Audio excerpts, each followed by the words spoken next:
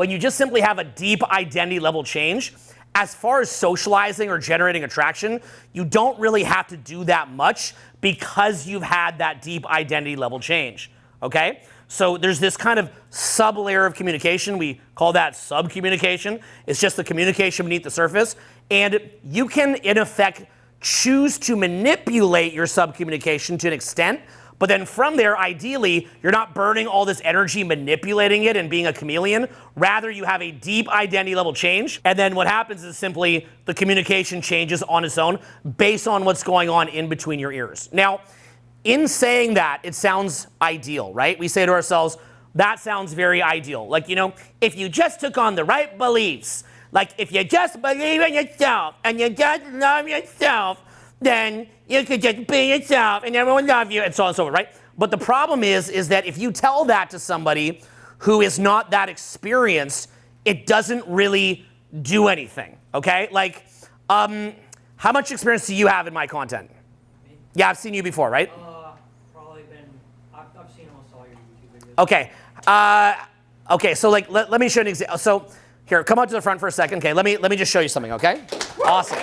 So, right, so let's say, you know, say that I just kind of like, I'll kind of squeeze you over the mic here. Just kind of roll with me. This is not like the best setup, but we'll just go like this. Okay, so say that you hold this right here, okay? So put the mic about here, okay? So say that I say to you, like what's your name? My name's Casey. Okay, cool. Okay, so Casey, where do you live? I live in Renton, just moved there. You live in Renton, okay. And are you, do you have a lot of hobbies? Kind of. I watch some sports. I work a lot for my family. Okay, got it. Now, okay, so say that I say that to Casey, right? So, now let's say that I say to Casey, Casey, you know, the way that you're gonna change is you've gotta learn to believe in yourself, okay? You've gotta learn to love yourself. Do you believe in yourself, Casey? I do, yeah. Do you love yourself? I do. Cool, now, so tell them maybe what some of your favorite music is. My favorite music, you know, I actually don't listen to music too often because I feel like the emotions in the music kind of impacts my personality too much, so I don't listen to music too often.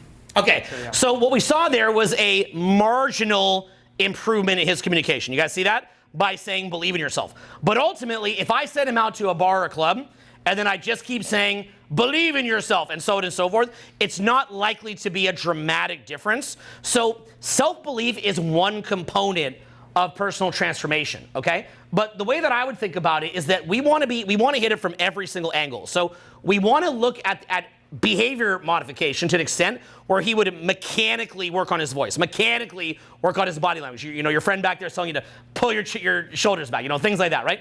But look, the truth is, and that's great advice, but at the same time, like, even if I do this, I'm still basically the same guy, okay? Even if I'm like this and I look like I'm scared, like I'm scared, I still am basically the same guy. Like, is this really that different? If I do this, is it that different? No. It's not dramatically different than if I do this. Is it that different? Right? There's not a dramatic difference. It's kind of just screaming out at you.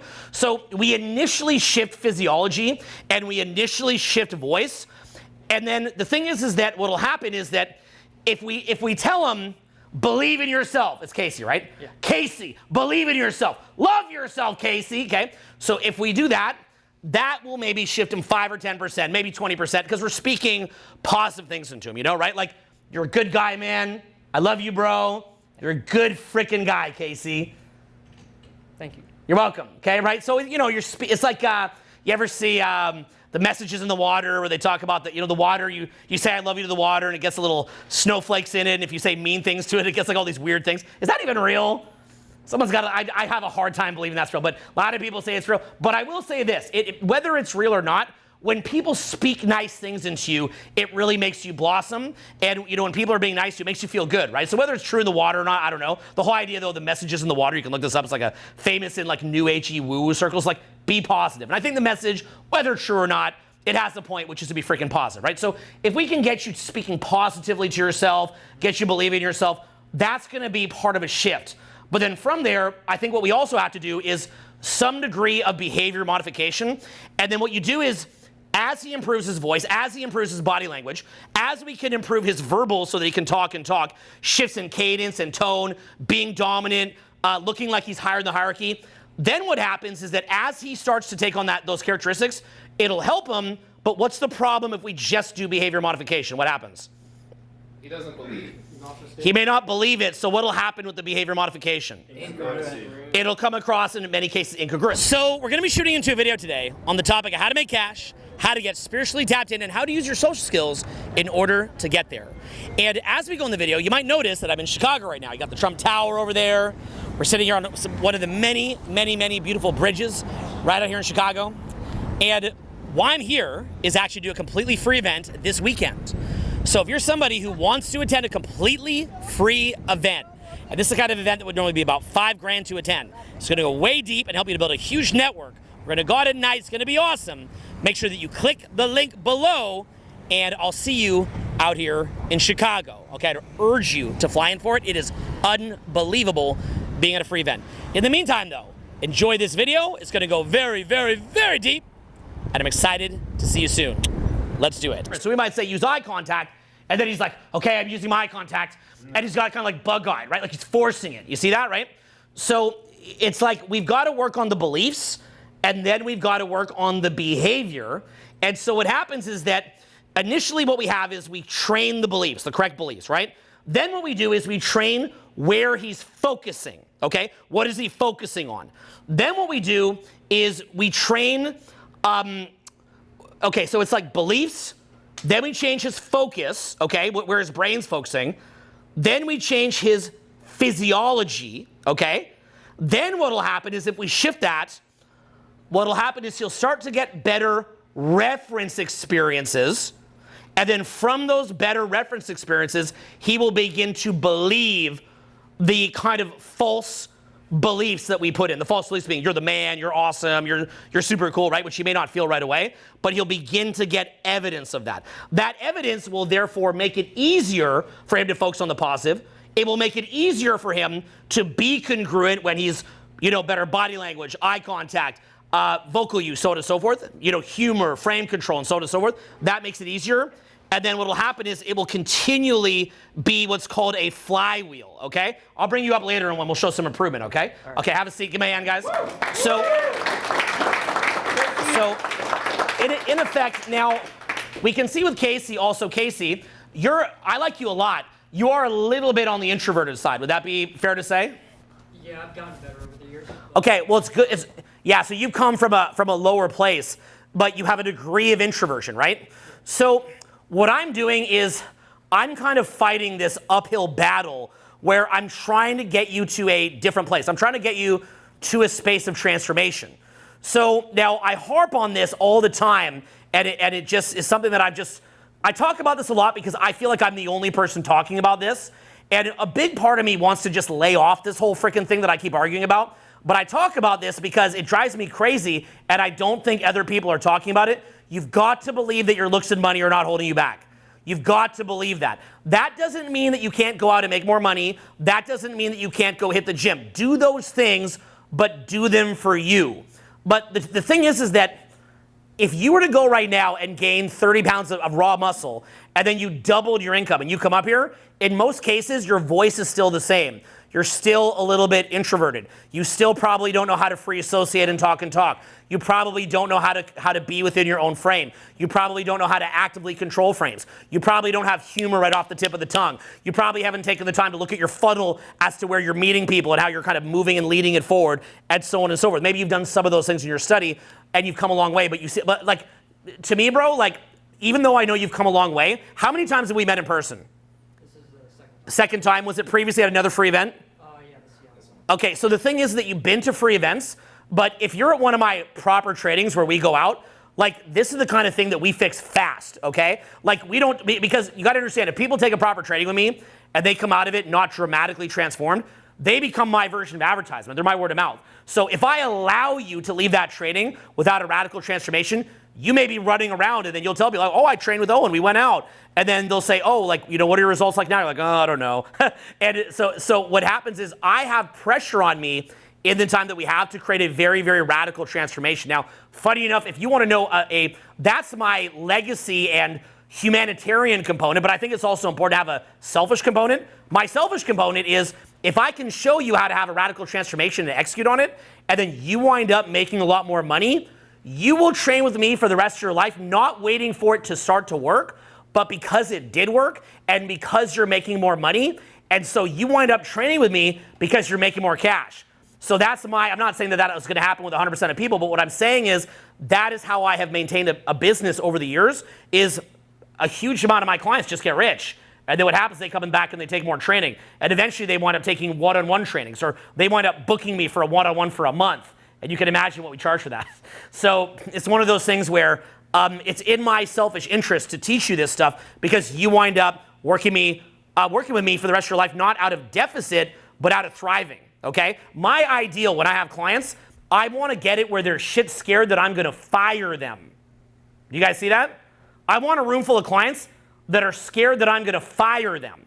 So when I'm at one of my proper trainings, I don't have to upsell anybody. Literally, they're scared that I won't keep teaching it. They're coming to me going, how do we keep you doing this, man? We all love this. Like, we all want to come to the next one. How do we keep you doing this? This is awesome. That's the kind of teacher that I want to be. I want to be getting someone so much results that they keep coming back to me. And that's why I don't even need to have a huge audience. I don't need to have a huge social media. And I mean, if you guys know, you could probably guess how much money I make a year. Can anybody guess? I mean, how is it possible? You guys see the lifestyle that I live, right? And I live in LA, and there's people with like 20 million followers that come over to my house, and they'll literally look around and be like, but your last video only had 50K views. Do you have like a different Google YouTube partnership program or something? Like, what kind of Google ads are you running? You know, right? I'm like, I don't even have ads on my channel. They just put it there. They put it there now without your permission, by the way, or sometimes for the music that I put on. But I've never even been monetized on YouTube or social media. I have no monetization whatsoever. So why is it that I have a 8-figure business with a small audience? What am I doing? High value. You've got it. Guys, think about this. Why do I have an 8-figure business with such a small audience? Master communicator. Master communicator, what else? Niche, what else? Because you don't see a lot of 8-figure coaches. That's rare. Yeah. I'm a 9-figure coach lifetime. You don't see a lot of 8-figure coaches. It's rare. You don't see a lot of 8-figure YouTubers. It's very rare.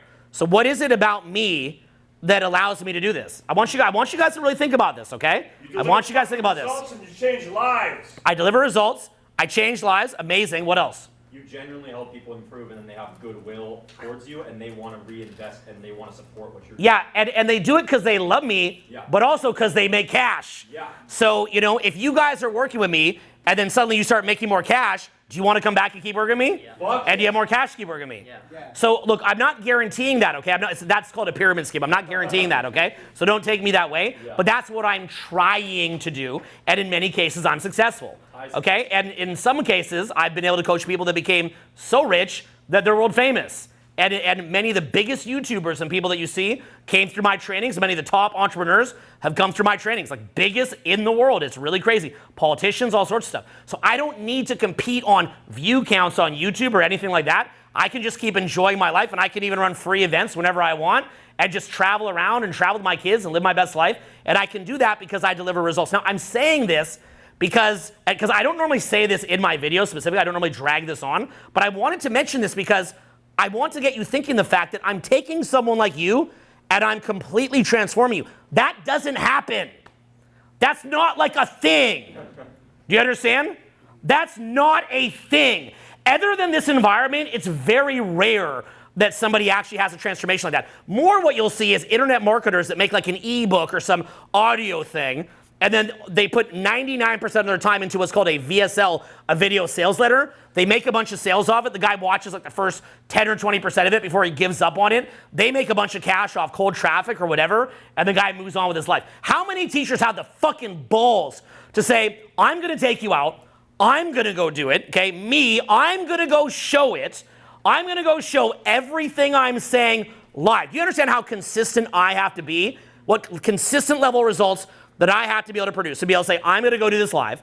And then I've gotta get, because it's not just me, it's not just, well, I watched him do it, he did it. I've gotta get you doing it, okay? I've gotta get you doing it too. So can you imagine the degree of surgery, mental surgery, that I have to do in order to create a transformation like that? Like I'm taking some random guy. Remind me, was it Kyle you said? Casey. Casey, I'm horrible. I'm a bad man. Okay, so Casey, I've got Casey here. Casey comes to me, tosses me a little cash. He probably saved up for it. And he's like, I saved up for this shit. Fix me, oh guru. And I'm like, oh, fuck. What have I got myself into, right? And I lived this high stress, high cortisol lifestyle for 2 decades, okay? Can you imagine the stress of somebody flying in from like South Africa or Europe, or the fuck they fucking flew, Asia, where the fuck they flew in from? Look, even if they're from LA and we're doing it in LA, they still put a lot into it, right? And they're like, Owen, I'm just trusting you to do this for me. Transform me, Owen. Take me. Take my 30 years of shit habits, my 30 years of being an introvert, my 30 years of my dry penis, my 30 years of my sad life, my low income, my beta-ness, and fix it. Turn me into a raging stud. Do it. You've got 4 days. Go! Right? Can you imagine? Why do you guys think I look pissed off and angry and stressed all the time? And I do this every freaking weekend, right? On the trains, guys like, okay, man, like, I got to see you do it. Like, oh, here you go. Come on, man. Show me the goods, right? And I got to be able to do it on command. But then it's like, hey, well, now I saw you do it. Can I do it? And then I got to do it on command and get you doing it, okay? So again, I'm saying that. I'm going to post this, okay? I don't really post if I go to rant like this. I don't even normally talk about this at events. But I'm talking about it because as we go into the work that I'm showing you, I want to put in context that I've had to dig deep in order to create this content. I've had to dig deep, okay? I've had to dig very, very, very deep. And I also want to be clear, I got a big ass ego, okay? Don't buy into my bullshit of Eckhart Tolle, like lose your ego. I've got the biggest ego you've ever fucking seen. I've got a massive, out of control, narcissistic, raging demon ego that just runs me, okay? And so that's why I had to read so much Eckhart Tolle, okay? Like I'm not like some chill dude who like read Eckhart Tolle because it naturally resonates. Basically, I was like this raging Napoleonic maniac for like years and years, and then I finally read Eckhart Tolle, and that just allowed me not to have a heart attack before 50. Okay, I'll still probably have a heart attack at 50, but it allowed me not to have a heart attack. I might make it till 50. Let's be honest. Like, if we had to pick one person in this room right now, out of all of us in this room, to just flat die of a heart attack in the next 30 seconds, who would it be? Yeah, it'd be you. Me. Right? So, because I have an ego about it. And let me tell you a bit of where that ego comes from. Back in the day in the community, we were competitive. Like, it was very, very, very competitive. You were out in Vegas, and you were out to see who had the best skills. You want to see who had the best skills. And you're with your boys, and now you didn't compete on the internet, like who can trash each other the most from over the internet and like talk shit and never have to prove it, but we'll just say stuff on the internet. No, we met up in real life, and we would compete. And we would compete with everything from, see who got, week in Vegas, let the best man win. Or in many cases, and we did this consensually, so don't be coming up on me doing this, you're gonna piss me off, but consensually, we would kind of see each other in social interactions, and maybe just kind of an understanding that we both had just to have a little fun.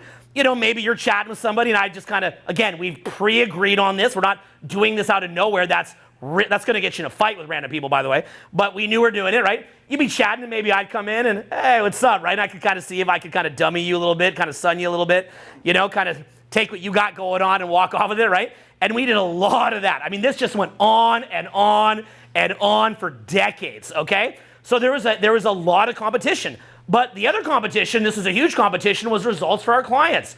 Could we get results for clients? Like, what did your clients' results look like? We also had competition based on public speaking. So you'd see different instructors over the years, and we'd all do a summit, we'd all meet up together, and everybody would go on stage, and we'd actually compete and see who did the best. But notice that like me and all my crew, we would all kind of be like, it was always the guy that was trying the hardest that would get a little bit better. Like maybe somebody got lazy for a month, and then the other guys would surpass him. Or maybe a guy ran less seminars for a month, and then the other guys would surpass him. So if you guys ever sense that kind of competitiveness that you'll see in my videos, like I'm trying to make the best video I physically can, I'm trying to do the best speech I physically can, I do the best trainings I physically can, that is the culture that I came up in. It was just competitive, but it wasn't competitive like kick somebody else down and then lie to yourself and say that you're better because you can talk shit to someone that you're not in their physical presence.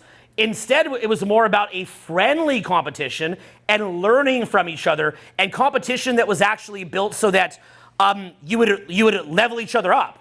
It was all about leveling up. It was not about kicking somebody else down. And as other guys got better, you'd learn off of them and they would learn off of you. And then you'd all go grab a steak dinner and you'd all be laughing about it and joking around. It was all meant to be fun. It wasn't bitter and so on and so forth. You know, I'm from Canada. Like in Canada, if you've got a problem with somebody, you go tell them in person. You don't talk about it on the internet. You just go talk in person about what your issue is. You don't try to like take your little tribe and recruit them against the other person and make up a bunch of bullshit. You just go talk to them in person. How fucked up is that people on the internet these days, I'm saying this at 45 years old, they'll try to recruit, like say that you get like a bunch of views. Why would you try to recruit a small little army against somebody else? What would happen if somebody in that little brainwash army would go and assault that other person without you knowing it? And then you cause that because you don't know what crazy person said that. So that's why you'll never see me trashing somebody else on the internet, because I don't want to cause harm to them. That's super fucked up that people do that. So I'm competitive, but I'm not competitive on the internet. I'm competitive in real life. And I'm competitive in a way where I know that I'm going to lose sometimes because I've gotten around better people than me. And then what I look to do is I look to surpass them, not by kicking them down, but by learning from them and adopting their behaviors, adopting their changes, adopting a little bit of their kung fu. And then I'll surpass them, and then they'll see what I'm doing, and then they'll adopt a little bit of mine. That's the way that we ran this over the years, okay? And we created a culture of ongoing friendly competition and real life competition and pressure amongst each other, again, in our own skill set, but also in transforming our clients and getting them results as well. Then doing great videos, you know, doing awesome videos, doing awesome speeches, awesome seminars, and I don't know, that's kind of how I just lived my entire adult life. That was how I did it. And that's what I love to do, right? I'm not ever looking to kick somebody else down, but I look at what else is out there and I drive myself. From there, you also have your legacy motivations, right? Like so much of what you do is built on the legacy that you want to create for your life. So I have a feeling of competition, again, not to try to kick somebody else down, but in a healthy way. If I see some other man or woman building a great legacy, it's not that I want to kick down their legacy, but I say, well, look at what they're doing. That's awesome. Like, I want to build a legacy like that. I want to do that. And then I try to learn from them and I try to get around them, okay? I've made an active effort to try to get around the people who I admire and the people who I look up to. There was an old video game called Street Fighter. Any of you guys play the game Street Fighter 2 back in the day? You guys remember Ken and Ryu? Right? So Ken and Ryu in the anime of Street Fighter, they would go around the world looking for other fighters to test their skills. That's how they would do it. So for me, whenever there's somebody who I think is impressive, I try to go meet up with them in person, and I'll just back up the Brinks truck and pay them whatever they want in order to learn from them. That's what I want to do. So look, I've had it to where I've been the one coaching a guy who makes a couple $100 million or even guys that are billionaires, and I'm coaching them, and I'm sitting there at dinner and I'm like, man, this is cool that I can be at dinner with this guy. This is great. But I wish that this guy had a fucking course that I could pay for, because I've got to be polite at dinner and be civil and not start drilling him with questions. But I'm getting, you know, maybe one nugget every 20 minutes. I wish I could just pay him and then I could get a nugget every 1 minute, and so on and so forth. So what I did was I took trainings with everybody, okay? I took every workshop that I could. I went to every seminar that I could. I've learned one-on-one from people. I'll find people and just say, can I pay you? What do you want me to pay you?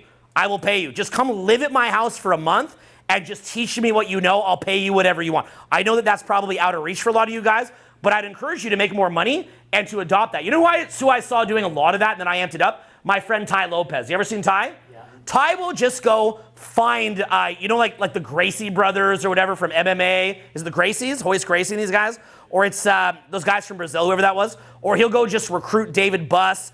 Anybody who's really good, he just hires them and he just brings them over as trainers. Now, notice that what he's not doing is looking at bullshit TikTok reels. He's not just allowing anyone into his mind, okay? Not everybody gets access into his mind, right? He's not looking at random TV shows, random movies, random gurus, random people talking. Not everybody gets access.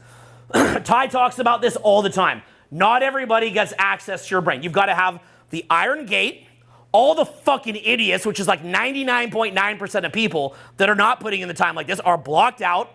And then what you do is you get around the right people, and then you take on information from them. And what you'll find is you not only take on the data that they're giving you, especially if it's the right training, but what you're also taking on is fundamentally, you're taking on, it's almost like their spiritual vibration. You're taking on a little bit of their energy, their kind of way that they have manifested their energy. You're also syncing to their thought patterns. You're also syncing up to their standards and how they see the world. And you're syncing up to what it is that they focus on, okay? And a lot of this is just learning how to be a consummate winner. And I really believe this, particularly for men, because as a woman, if you start to lose, what happens if you start, we've got a couple women in here, what would happen to you? Like, let's say that you were to fall on hard times. Say you were single, you fell on hard times financially, and, life was just getting a little tough and you felt a little vulnerable. What would happen?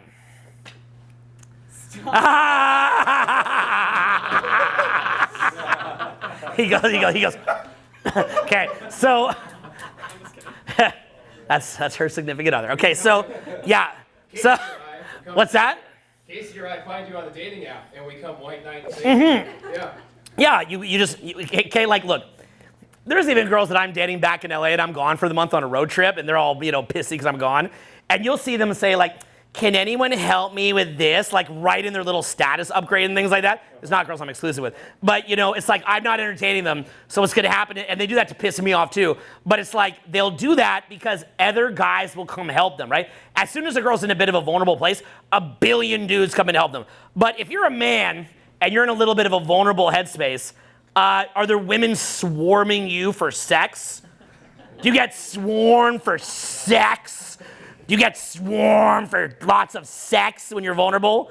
And things like when you're losing, you're I'm a little sad today. Can anyone come make me feel better? Can anyone give me a massage? Not that I smoke weed, but can anyone bring me over some weed? You'll see that on Instagram. Can anyone bring over some drinks? Can anyone take me for a hike? Things like that, right? You'll see that on Instagram. And they do it because it works. They absolutely do it because it works. I mean, let's be honest, half the time that happens, if you met that girl out and she posts something like that, if you don't rapidly respond, that means there's an opening, right? If you don't rapidly respond to go meet up with her, she'll probably become someone else's girlfriend. So you better respond quick. Most women that I've dated over the course of my life, probably the window popped for about 7 minutes. I spotted, I went, shot through the window, metaphorically and literally. And as a result of that, we wound up dating. So that's what it's like to be a woman. As a man, look, I'm sorry to say, as a man, you just got to keep winning. As a man, it's got to be a non-stop streak of just winning, okay? It's got to be this uninterrupted boulevard of green lights. Repeat that after me. Uninterrupted boulevard of green lights. And when it's not, lie, motherfucker, lie, okay? In other words, if you're on a date with somebody and they're tell me about your hardest thing. Don't be, it's been hard. I'm kind of broke right now. And, my girl dumped me because I was kind of a chump. And all that. No. Okay? Just joke around, ignore the question. And if any logical information does come out, it's just winning and winning and winning and winning. That's how it's got to be. And so as a guy, you've got to be trading off the masters all the time. And by the way, the reason why you train off the masters is this. You do it because you value your time. You do not want to waste your time, okay? You're not sitting there wasting your freaking time. I have personally learned from so many people, and I regret that I didn't learn from more. I regret every stupid-ass thing that I looked at that wasted my time, that raped my brain by me allowing it in for some stupid-ass fucking reason, okay? Because you've got to know what it is that you want out of life, and if that data or information is not helping you to get what you want out of life, it's just fucking garbage, okay? It's your enemy. It is your enemy. It is evil. Fuck that information. Fuck the people that said it. Fuck the device that got it to you. Fuck all of it. Just get the right stuff in between your ears. Straight up. Go out, train, learn from the best, go to the top. Straight up. And most people won't do that. By the way, look, even if you look for example, at more socialist political parties, they're always saying like, oh, these people have it hard. Let's go look at their search history on their phone, okay? Like, oh yeah, it's so hard. It's so hard. I live in the richest country in the world and I can't make money. Oh, my life is so tough and it's so hard to be me. Oh my God. Okay, let me see your search history. Get out your phone. What are you looking at? What are you putting in your brain? Look, I remember this one girl I was on a date with. She started telling me how hard her life was. Later, I found out that she has a coke habit. Okay? Like, you're frying your own brain, but yet you think that you think you're a victim, you think your life is hard, but you're actively frying your own brain. What is worse than literally just snorting drugs, frying your own fucking brain? If you take drugs, if you ever take drugs, you can never be mad at anybody. Your only enemy is yourself. No enemy came in and made you take drugs. You took the drugs. So never look at other people as your enemy. Look at yourself as your enemy, okay? So in other words, eliminate the bad shit, get around great mentors, pick which habits are gonna get you to where it is that you wanna go, install the mentalities, install the psychology and the mentalities, install the behaviors, install the paradigms, install the path to mastery that it is that you're gonna have to take, install all of those things. And then what you've got to do after you've done all that is you've got to go get around other people that are hyper motivated and have a little bit of friendly competition with them, learn from each other, learn from mentors, and take action. Now, this is how, let me be very, very clear. Nobody is making you do any of this, okay? Can I be clear about that? Nobody is making you do any of this. You don't have to do this. You can do whatever you want. You can sit there, you can smoke weed, you can think that you're getting enlightenment from psychedelics while your brain fries. You can do, television, TikTok, eat a bunch of crap. You can do whatever you want. If you are genuinely happy with where your life is right now, you can literally do whatever you want. You don't have to do anything, if you understand what I'm telling you, okay? This is only if you want change. That's it. It's only if you want change. So why do you guys think that I decided to undertake this kind of lifestyle? Like, it's not like I had to do it. Nobody made me do any of this stuff. Nobody made me. So why did I do this? You want it. I want it.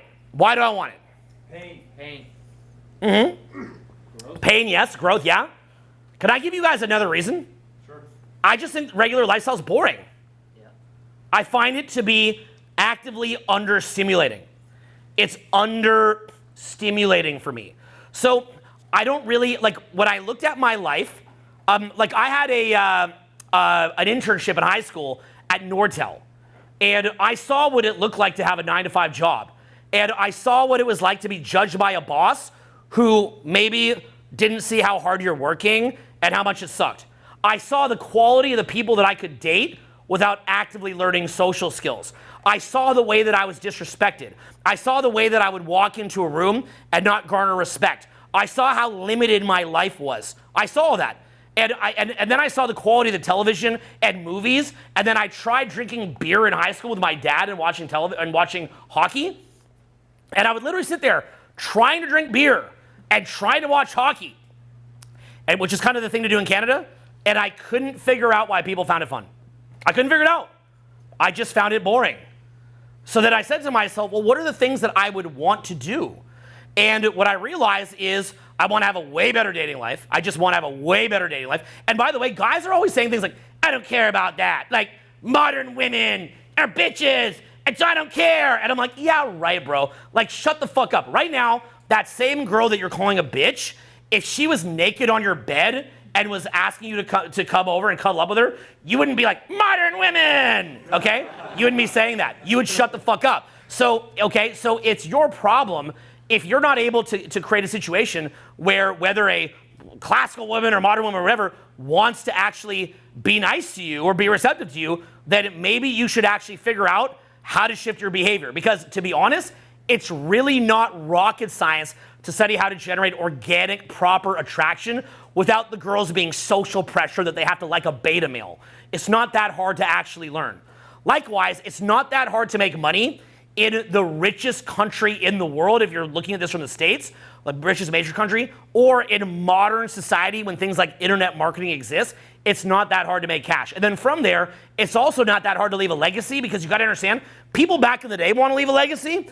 It'd be some guy like Martin Luther King. He's got to go get shot, or you've got to go into some kind of crazy war and get shot at, or maybe you're like living in the 1800s. You've got to go, tame the wild west and have all this violence and chaos. This is not hard. Nothing about life today is hard. I see all these guys talking about, like, I built my business, I've got to hustle, it's so hard. I'm like, what we do is not hard. Stop.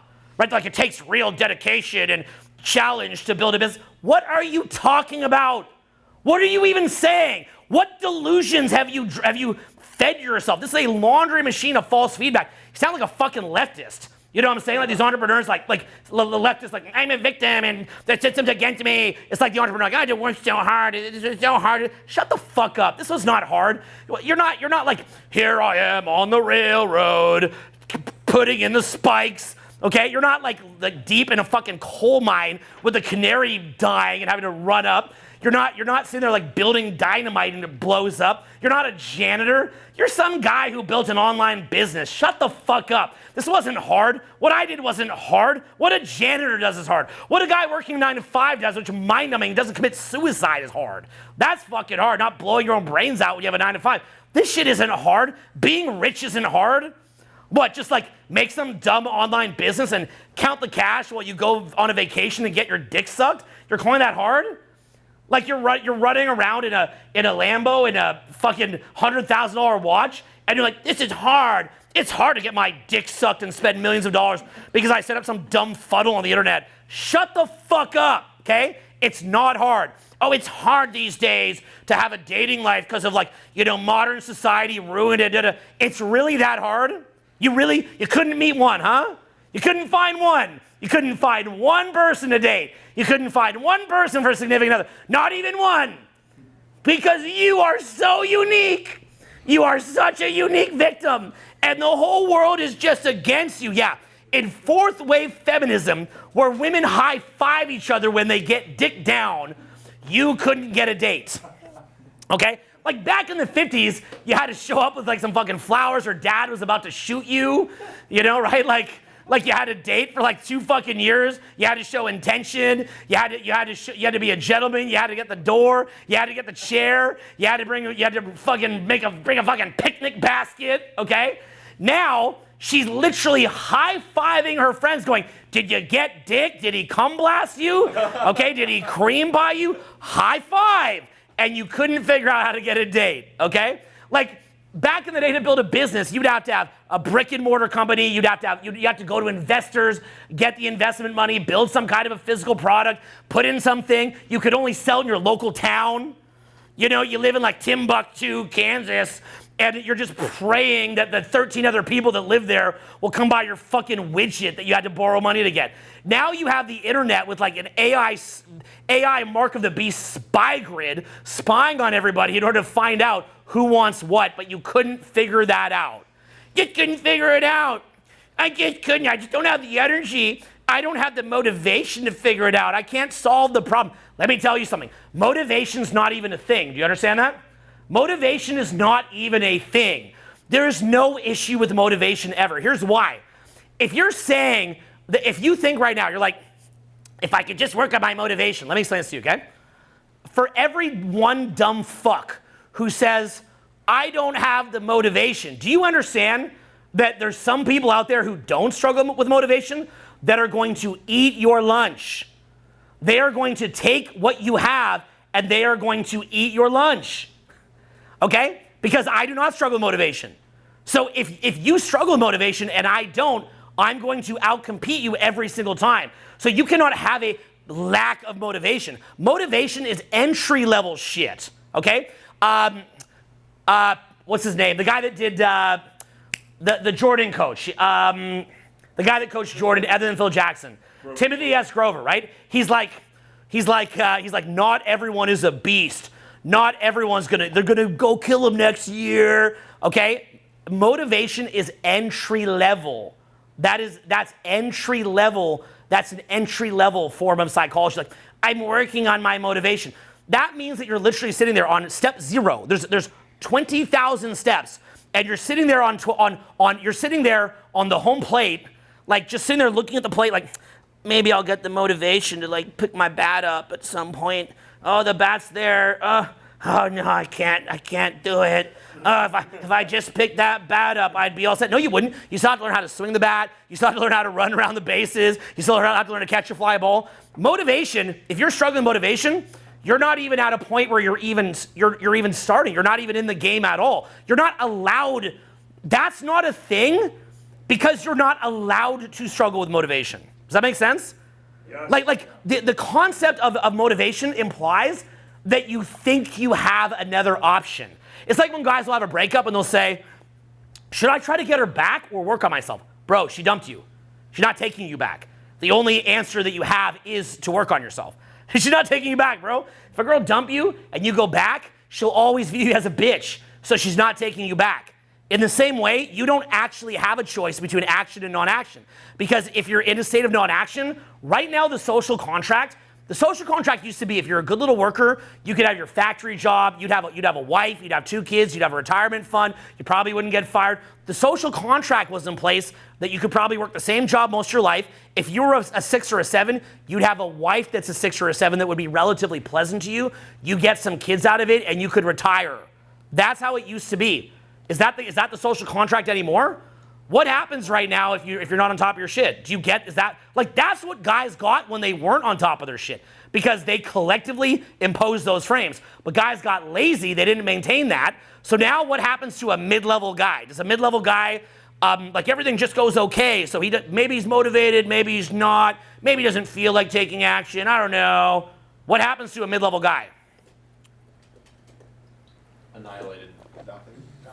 He's demolished. Yeah. I mean, it's crazy, crazy, crazy bad, okay? It's super bad. So motivation is not even a thing. Like the word motivation should be removed from your vocabulary because that means that that's even a choice. Like it's a choice for me to take action or not to take action. So then from there, what you start to do is you start to say to yourself, what is it that I want? Like, what am I trying to build? What is it that I want? And then what you do is you create some kind of a game plan and then you start knocking down wins. And again, I think for guys particularly, you've got to just keep winning over and over and over. Here's why. What happens as a guy when you start taking L's? Your brain chemistry and your hormones. It's horrible. Yeah. It's like a living hell. Yeah. Yeah.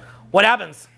I mean, it just fucking sucks. It takes forever to recover because you lose momentum and then you start getting negative paradigms on yourself around who you are as a person and where your life trajectory is, and it takes like an incredible amount of leverage to just get back to where you were before everything got fucked up, you know? Well, you start He nailed it. thinking that stuff, and then you start attracting it. And Yeah. then, Yeah, it your compounds. vibes starts It compounds. screaming out of you Yeah. that you are in that space, and it starts showing up. Yeah. Yeah. Yeah, start showing up. Anybody else want to talk about it? What happens when you start taking L's as a guy? I mean, first of all, your girlfriend's gonna just go jump on some other dude within a millisecond. Like, prepare to have a baby that doesn't look like you. But what else? How do you describe it? Even like people that were once like for you, I feel like people will start turning on you or like want to keep you down. Oh, people massively start turning on you and start taking L's. 100%. What Yeah. else? What happens when you start taking L's as a guy? People stop caring about you. They don't care about your problems. They don't even care about you at all. 100%, I agree with that, except your tightest friends, that it will really come through for you. But other than that, definitely test your friendships. What else happens if you're a guy, you start taking L's? You stop getting opportunities like because your neurochemistry is fucked up. Like people don't see you, they don't see value in you, and so they don't give you the same opportunities that you get when you're in momentum. 100%. How about your dating life? What happens if you go to a bar or club when you're just racking up L's? You're racking up L's and you go to the bar. What happens? Yeah, I mean, you go to a dark place. You go to a very, very dark place. Yeah. You get a lot of positive attention when you're taking L's and you go out? How do you guys describe it when you're taking L's? Taking losses. You're taking L's when you go out. How do you describe it? I start looping in the shit Yep. over and over. Yep. You're like a disease. Yeah, that was a great one. Say like here, you're- stand up, say it to the crowd. It's like you're walking around with like a disease. Like everybody can just like feel the bad vibes and they just fucking disperse. Like Yeah. they're just like, goodbye, Yeah. get the fuck away from me. Yeah, who here started taking L's and your girlfriend just spontaneously dumps you? Put your hand up if that's happened to you. Yeah, what was that like? You started taking L and your girlfriend just spontaneously dumps you. What's that like? Oh yeah, she is. Stand up, stand up. Oh. It's like she looked at me like a different person. Like she was totally. It wasn't like she was even angry at me. It was just that she just completely cut off cold. Yeah, you're dead. Basically, you died. What else? Who here has ever had it where you start taking L's, your girl just leaves? Yeah. Put your hand up if that's happened to you. Put your hand way up if that's happened to you. Awesome. I want to hear some more stories. Okay, you started taking L's. She left. What happened? Stand up. Yeah, I broke up with me, then started getting my winter effect back together. Yeah. Then started taking some L's, another letter, broke up with me again. Third time I was like, I gotta walk away, man. I can't keep doing this dance. Was that a Canadian accent I heard? Yeah. Oh yeah. That's awesome, man. That's good shit. Woo. Okay. Yeah, Yukon territory. No fucking way. That's awesome. Yeah, bro. Okay, that's a real Canadian. Okay, I like that. Okay, here, share some other ones, okay? Took some L's, got dumb. Put your hand up if that's you. You had one, right? Yeah. Okay, you want to share? Yeah, it's just, I would almost describe it as like apathy, like just doesn't, she's not mad, she's not happy, she just doesn't give a shit. Yeah. Didn't support you, huh? Okay, what? Okay, what else? Who else want to share one? Yep. Okay, I actually had a success story with it though. So Yeah. I remember it was with my wife too as well. I remember it was during COVID. We got evicted and we both got COVID. And I was living in like a big villa in Bali and then lost literally everything. And my wife at the time, she had never seen me that low. And I remember I literally went to a cornfield to find God to get my frame back because I was like, what the fuck? How are you treating me like this? But I had to get my frame back from what I learned from you in Vegas and got that back and was able to maintain frame for the rest of our relationship. But I realized from that point forward, I can't show my wife that part of myself. Like I gotta get myself back. Yeah, that's awesome. And by the way, give me a hand for that. That's awesome. And let me say something too. There's all these like weird bloggers that are like, men need to learn to show more vulnerability. What they should be saying is, guys should create groups with each other where they can show vulnerability. Okay, like you don't start saying to a business owner, go to your top clients and talk about how you're unraveling to your best clients, right? That is fucked up to tell people that. Yeah. But what you could say is that, make a business networking group with other peers that are around the same level in business and share what's going on. So it's really, really bad advice. But do you guys see what I'm saying as far as like you're not allowed to start taking L's? Okay, you've got to get that out of your head that you're allowed to take L's. That's not a thing. Do you understand? Like motivation, like you're not allowed to lack motivation. You're not allowed to start taking L's. You're not allowed to be a mid guy, like a middle class. Like you're not allowed. Now, when I say not allowed, is that like my little rule? I'm going to spank you? What am I referring to when I say it's not allowed? Like, what am I saying? Like, what am I even saying? You're going to take L's. It's going to happen. We're all human. This is a fallen world. But you need to maintain your frame, maintain some sense of positivity and connection, too. I think that's a good point, but let me tell you another thing. How old are you? I'm 33. Okay, at a certain age, you got to just stop taking L's. Yeah.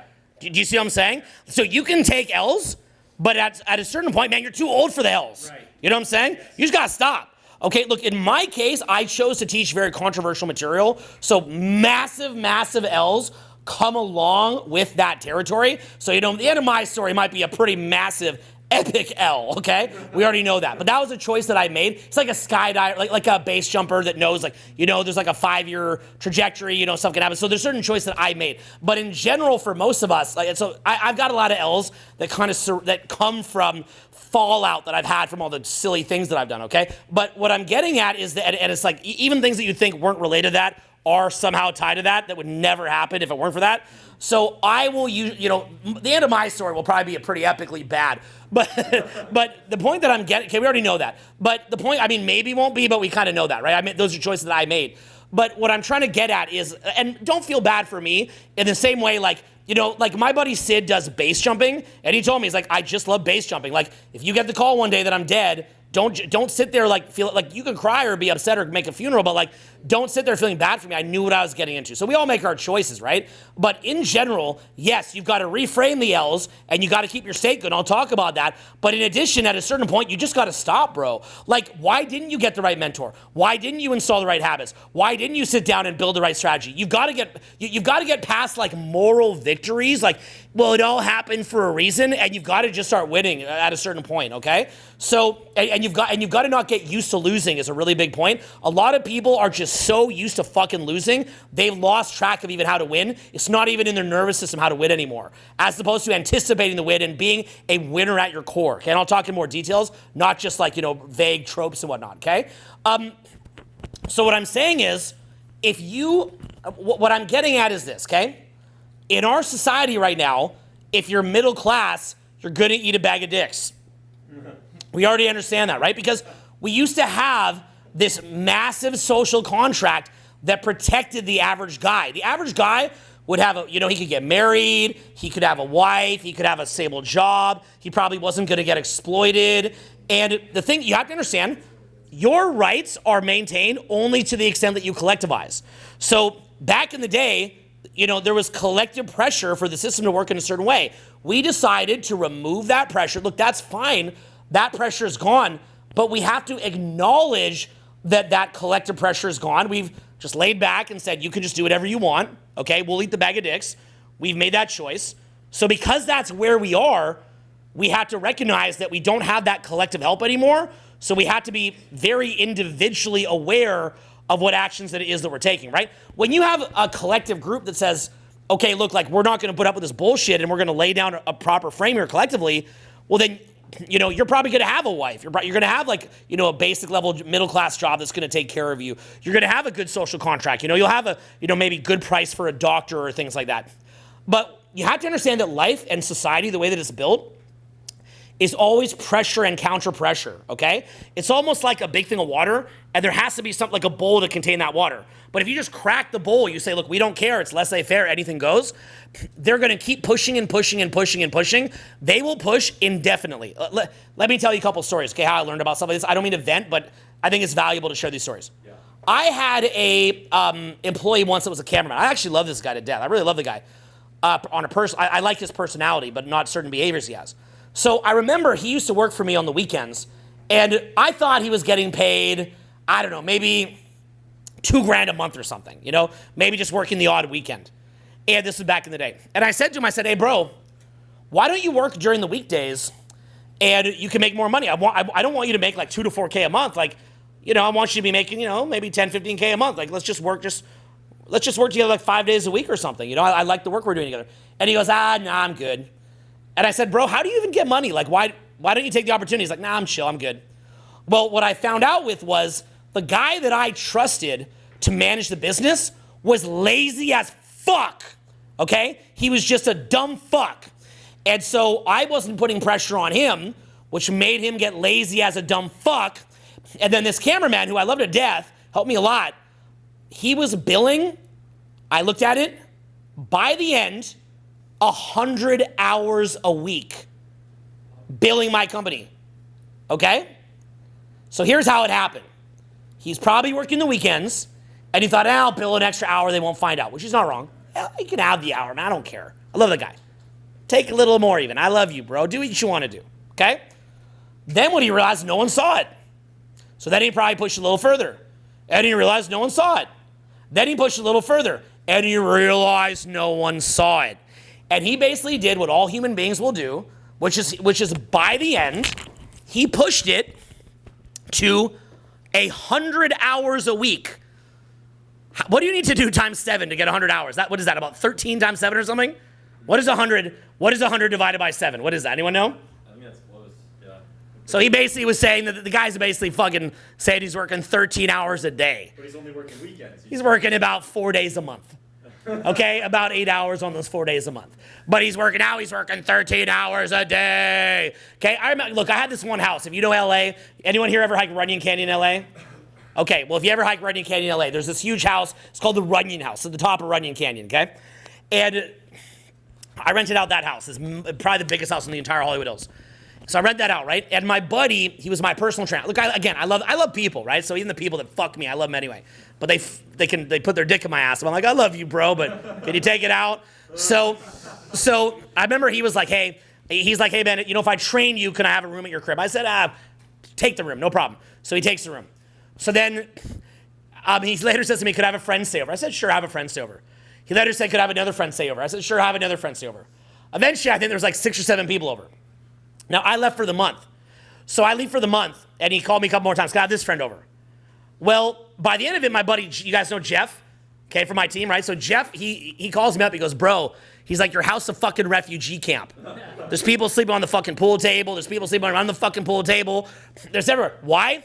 Because he probably had the one guy, then the next guy, then the next guy, then the next guy, and he realized there's no pushback, and his brain rationalized it, and eventually he just decided to turn my mansion into a refugee camp. And they probably started inviting their own people because they realized there was no. Yeah, it was an actual refugee camp. Yeah. So basically, my house was like a Haitian refugee camp. So what happened? Damage on that, like how expensive was that to like? I don't know, because back then I was making so much cash I didn't keep track of my cash. But the point that I'm making is this. Yeah, my time would be worth more than tracking the cash. But the point that I'm saying is that people will just continue to push to what they can get away with. So because the middle class and guys no longer have any kind of pushback, basically they'll just push it further and further and further and further and further and further. Look, if you're a guy, right, and you got married, back in the day, maybe you got married, maybe your wife was 22, 23, 24, something like that, right? Now you're going to financially take care of her through her 30s, her 40s, her 50s, her 60s, her 70s, her 80s, maybe her 90s, right? But you always had that memory, like, we were together back when she was 22, and so, I'll take care of her now, but we're together back when we're 22. Now, you think the average girl's looking to get married at 22? No, because she knows that same dude is going to marry her at 38, and he'll probably marry her at 44. Okay, maybe squeeze one kid in, just get in one kid, and now that guy, he maybe got, one kid out of it, and then he's going to throw down cash for the 40s, 50s, 60s, 70s, 80s, maybe 90s. That's 6 decades he's going to throw down cash for, but he couldn't even get that first little couple decades because there's no collective pressure anymore, right, for maybe a girl to get married young. I'm not even saying that there should be, because that's a personal decision. I'm not trying to impose my values on you.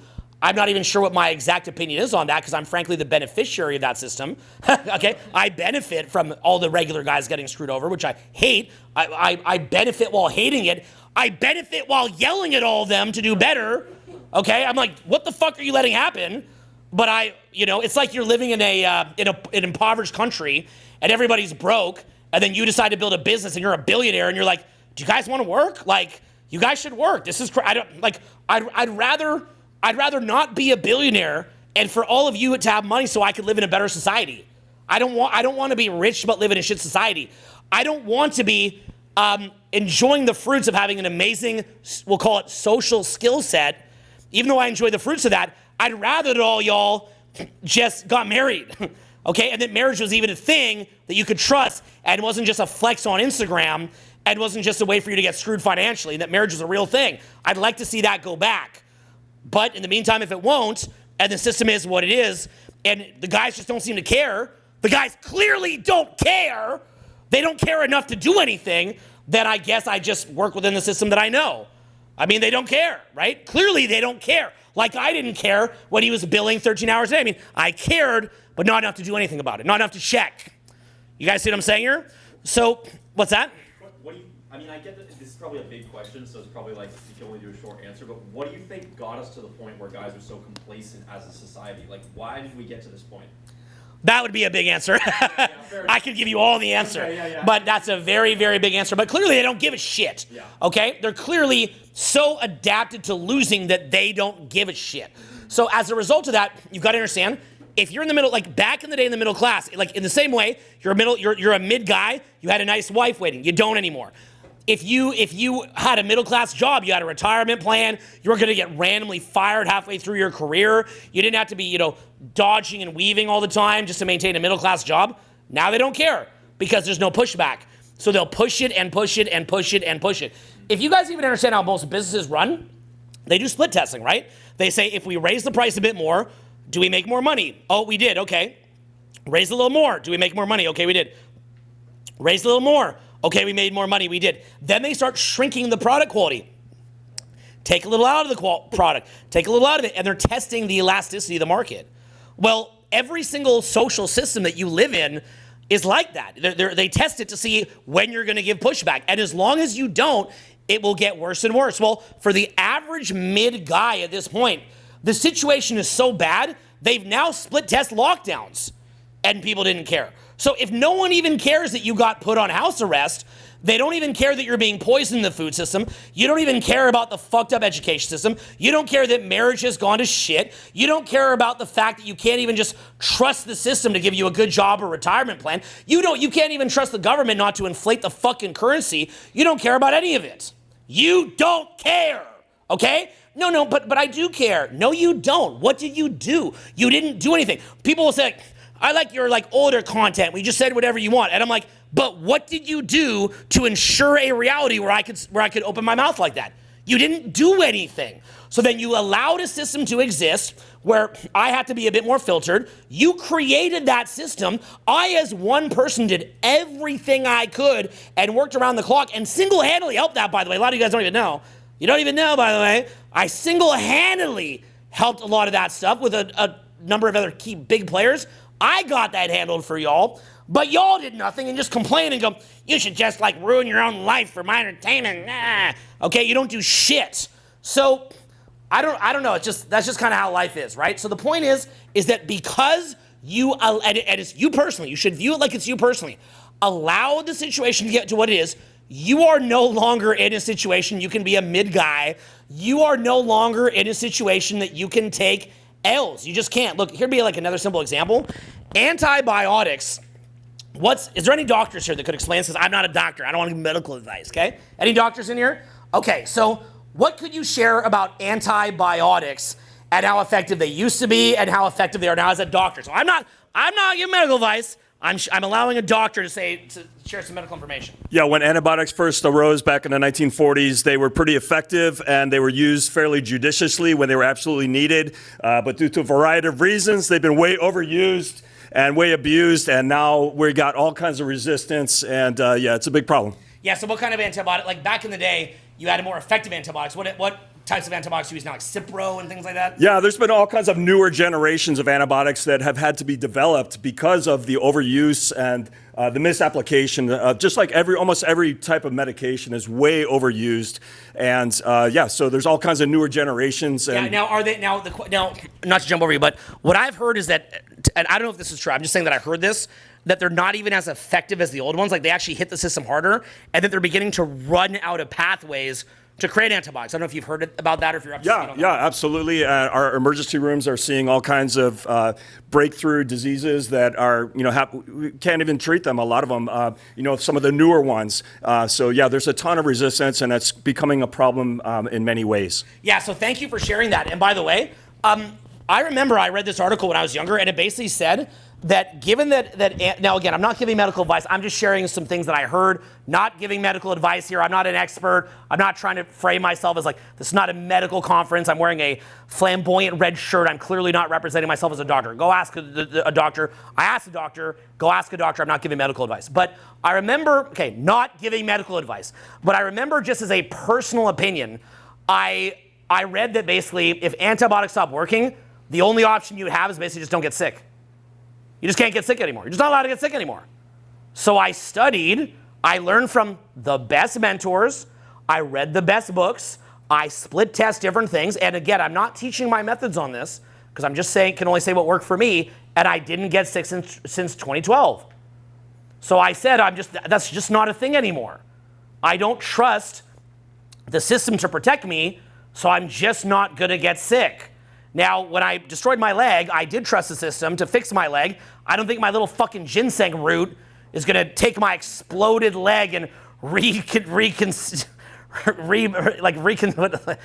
sorry. Yeah, it's not gonna reconstitute my leg, pull it back all together because I took a reishi mushroom or something. I got a optimal vitamin D intake. I understand that, so I go see a doctor at that point. They're very, very good at the reactive part. But what I'm saying is I understood that these systems that are put in place currently are not able to be trusted. Likewise, I mean, if you want to even go a little bit deeper, because I saw what happened back in the day with Julian, and I saw the bullshit that they said. So as a result of that, I realized I couldn't trust the news. Okay, now when Julian said, like, you know, he could do a little better, I think he meant it in the sense that he could always do better. But they also lied about him profusely. Okay, so when he apologized, it's sincere. But they also made up a lot of lies about him. So when I just saw the extent to which they lied, I realized I cannot trust the media to just give me the correct information because they didn't care. Now, by the way, why does the media also sometimes give false information? Any guesses on why? I just explained it. Because does anybody, only more recently with Trump and people like Tim Pool and others, do you now see some blowback on the mainstream media? But up until maybe the mid-2010s, was there any blowback on the media if they just attacked people or made up lies? There was no blowback whatsoever. So as a result, trust in the media is at an all-time low. Now, what the mainstream media would say is that there's meant to be proper institutions who are held accountable, who are real professionals that give the data, not some random quack on the internet. Okay, I kind of think that's pretty fair. I think that's a fair statement. When they say that, I get it. But if that's true, then maybe y'all need to stop being so fucking partisan, and maybe y'all need to start telling the fucking truth, but they don't do that. So people's only recourse at that point is to go to other individuals. Now, in my case, because I had such low trust in the media, I took it upon myself to go make friends with people inside the government and inside of major institutions and have an inside track on almost everything because I just couldn't trust the freaking media. Why should I even have to do that? Why can't I just read a fucking newspaper and get the information? Why do I have to make all these fucking phone calls and get to know all these different people and figure out what's going on, all this shit? And that's why a lot of the time you guys will hear me saying, like, guys, just trust me on this. Like, I know the inside scoop, and then I can't say exactly what it is or name names. I'll kind of just nudge that. And it doesn't mean that you should believe me 100%. I'm not saying that it is. But what I'm getting at is that I took it upon myself to find the inside track on a lot of different world issues so that I could understand them better. This was very, very important. So I want to have plugs inside the White House, plugs inside major businesses, plugs inside municipal government, plugs inside fire station, police station, everywhere. I want to know people in these places so that if ever I have a question, there's people who I can give a phone call to. I want to build out networks where I can make phone calls and actually figure out what the fuck is going on, right? I want to know about antibiotics. I can ask my friend Eric, right? And I want to have thousands of people like that in my network, okay? Thousands of people like that. Likewise, we talk about how, the guys will say, oh, girls are a little too crazy these days. Okay, so you're saying girls are a little too crazy. Okay, fair enough. That's fine. Take that opinion. That's fine. Well, show me the 500 women that you're friends with. Show me your 500 female friends. You don't have 500 female friends. Why don't you have 500 female friends? Because you didn't take it upon yourself to do so. Even it's like, modern women's a bitch and like all that stuff. Yeah, but nothing's stopping you from making friends with 500 or 1,000 of them. It's not that hard to just put on little parties and events and know all of them. You can do that within about 90 days, okay, to be acquainted with them. So you didn't do that, right? So now you're telling me that out of a pool of 1,000 women, you couldn't find one who's a good girl? You couldn't find one that's half decent? Doesn't mean they couldn't flip later, but you catch my point? So you're not actually taking the real action on it, right? But look, here's the truth. Back in the day, you could not meet 1,000 women, and you'd probably meet a pretty good girl at your school. Probably meet a pretty good girl at your work. In a modern day, the system has changed because we allowed it to change, okay? So now, in effect, what you're looking at is, if you're somebody who genuinely believes in social change, then pick one issue that you believe in, educate yourself thoroughly, and look at counter opinions. Don't just look at only your opinion. Look at counter opinions in case you're wrong. Look to falsify your own data. Pick one issue and spend the next 50 years working on it. You spend 50 years working on one issue only, real action, and you might get a little bit of movement on that issue and contribute to a bit of movement on that issue. But, if you're real smart, you got big networks, maybe you go further. But for the most part, if you make yourself strong and powerful, you can also have even more influence. But while you can take action on that one issue, if you're passionate about it, and you've tried to falsify the information and so on and so forth, you also have to adapt to the modern situation of life now, which means that if the antibiotics are having a problem, don't let yourself get sick. You know, if there's a problem in the dating pool, make sure that you're really, really good at meeting a lot of people. Make sure that you have a web of high-level people. Okay? In fact, let me tell you the truth. If I trusted any of you thoroughly enough, and you said, I want to have a family, I could introduce you to your wife by next week. If I knew you, and if I trusted you, I could introduce you to your wife by next week. Why is it that I could introduce you to your wife by next week? Take a guess. Your network. I have a network. Now, do I have a network of just random party hoes? Actually, I do. Yeah. But, okay. But, so predominantly about 98% to 99% of my network is basically just girls gone nuts. But the point is this. I love them to death, but they're nuts. Yeah. But, what's that? Could you also introduce us to the party host? Yes. But, I mean, just, you know, come to the party sometime. Right? But the point that I'm making, okay, I use the word hoe loosely. There's any women watching this guy, no, not a hoe. But the point that I'm saying is this. I'm going to find those diamonds in the rough. And I remember it was actually my buddy Ty Lopez that inspired me on this back in the day. I'd already been doing it to a decent extent. Somebody really put it in my head. He said, Owen, because I remember I'd hang out with Ty, and he would always have these like incredible female friends, like amazing female friends, like marriage-worthy female friends. Not that I believe you get married in this day and age. I believe in marriage, but the old marriage, not the current marriage. But massively believe in marriage, but not this one, not this version, okay? Neocons that try to influence you, like, just get married, just get married. That is very dangerous because they're correct that marriage within a society is better for society. They're right about that. And they're right that it makes the most people happier, but they're wrong that the average person in this day and age is even mature enough to get married, and they're wrong that there's even enough qualified people to even find that you could get married to, and they're wrong about the legalities around marriage currently that make it often destined to fail. So it's not, they're right, but they're wrong at the same time. They're right from a previous society. And I think what they think is that if they just tell everyone to get married, maybe everyone will just do it and society will go back to normal. No, there's issues that we have to address to get it back there. We can get it back there, but there's issues that have to be addressed to get it back there, including, by the way, some of the things that women fought for in feminism are legitimate. Some are legitimate. Maybe your girl doesn't want to just get married and pumped full of babies by a fucking derper. How many guys do you meet on the street that you let, if you're a woman, you let impregnate you and have access to your fucking bank account? How many guys on the street that you meet you do that with? So they feel the same fucking way. So a lot of their grievance is true too. So we've got a lot of conversations to have and a lot of institutional changes, social change to even get back to where the conservatives even want to take it to. I think they're right about what it should be, but they're underestimating what's needed to get to that point. It's like we want to get from this island to the mainland, but then it's like, just jump in the water. It's like, no. I want to get to the mainland too, but we got to build a little boat. We got to get a little flutterboard, maybe a life jacket, maybe a fucking sail. Like, don't just send everyone into the water to drown. Okay? We want to get to the mainland. You know, we've been dumped on this fucking island. We want to get to the mainland, but we're not going to get there by just jumping in the fucking water. There's real changes that have to get made, and we got to prepare. There's a lot of conversations we could have about that.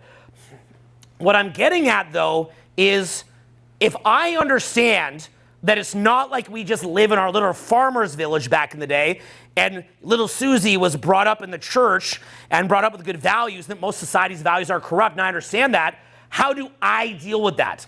Do I complain about it on the internet, and that's the extent of what I do? I'll address it on the internet. You know, I'm saying, hey, we want to get the boat over there. I'll address it so that we build a boat. That's not negative, by the way, but I still want to get over there. So how do I address it? Well, think about it, right? I said that I don't trust the media. How do I fix that? I don't trust the media. How do I fix that? I went and got the inside scoop in every area that I want to know information. I built relationships with the real people. If there's a problem with the quality of the people that you could have as a potential mate, how do you address that issue?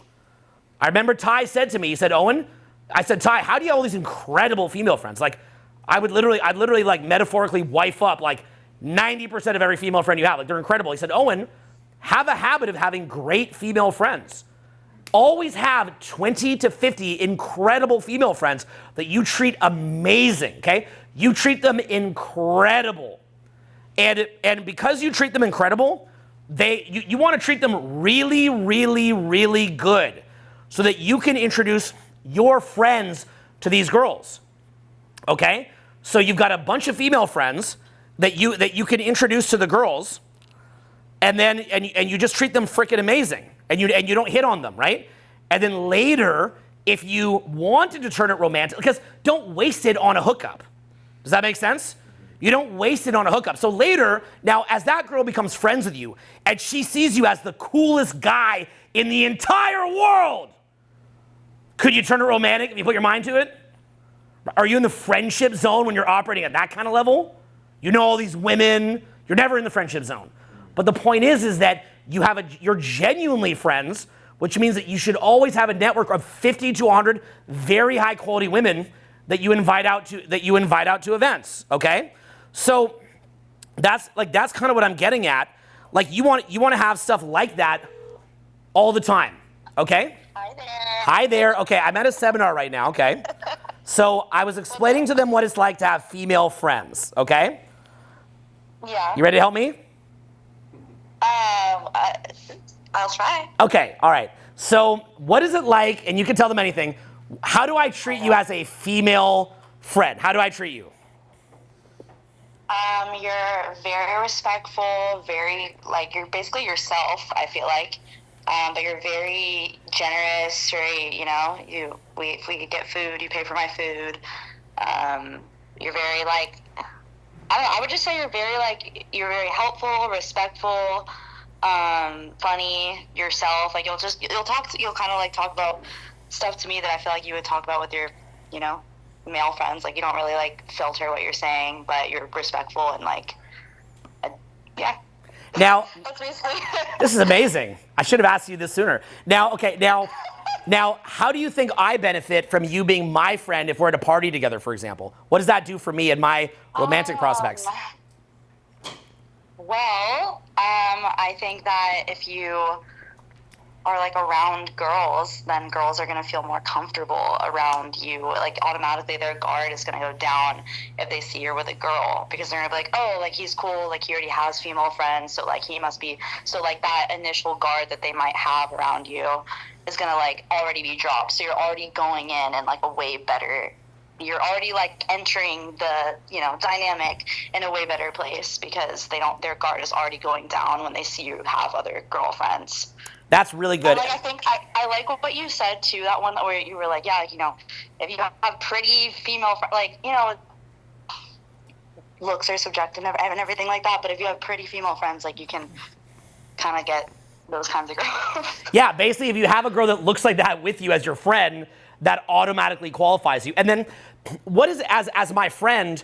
What are some things that I do, maybe inviting you to things or things like that you get out of it having a guy friend? Because I think a lot of the guys here don't understand that. Oh, so much.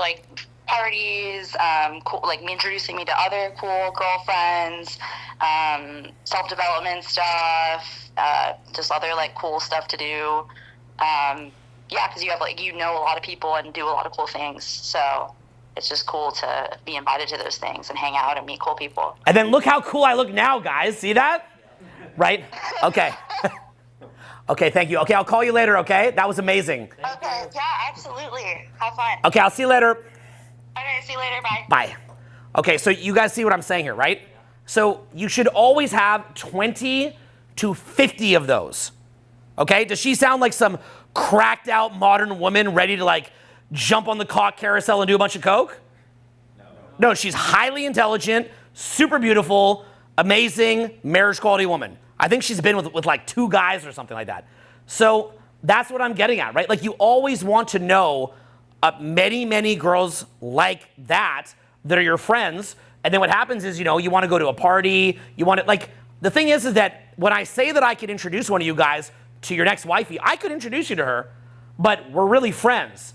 Now, she trusts me to whatever extent that I'm not going to introduce her to a fucking scrub, right? So I'd have to know that you're actually serious about wanting a relationship, but I also have to know you're not a fucking derper. So I've had guys that have come on my trainings and then they'll say things like I'll mention that I could help them find their wifey, and they're like, look, man, I just realized that this is all just too hard, and I just want to get married and have a family. I'm like, first of all, she's very, very nice to me, but because she's a high-level woman, she will shit test.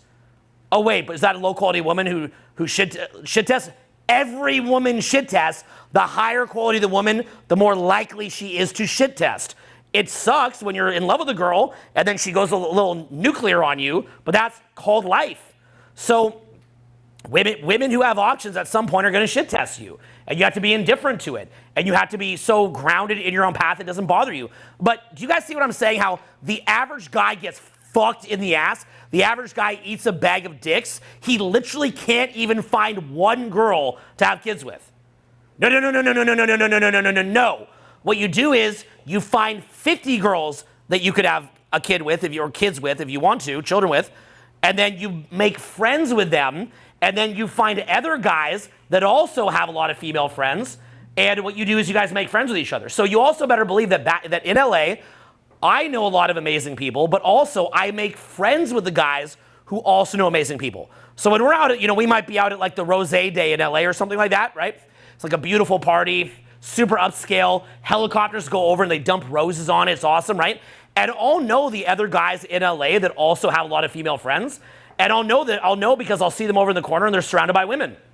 And then I'll go over. They already know who I am because probably a lot of their female friends know me and mention me to them. I'll go over and I treat those guys like gold. I treat them like gold. What dinner can I take you to? What party can I invite you to? I'll let them come to a party even if they don't bring any girls. I don't care because I know that they know a ton of people. So rather than me just accepting the status quo, I understand that the status quo for a man in this day and age is a big bag of dicks. It's a big giant L. And we're not allowed to have an L in this day and age. If you take an L in this day and age, you are fucked. Or in this case, you're not fucked.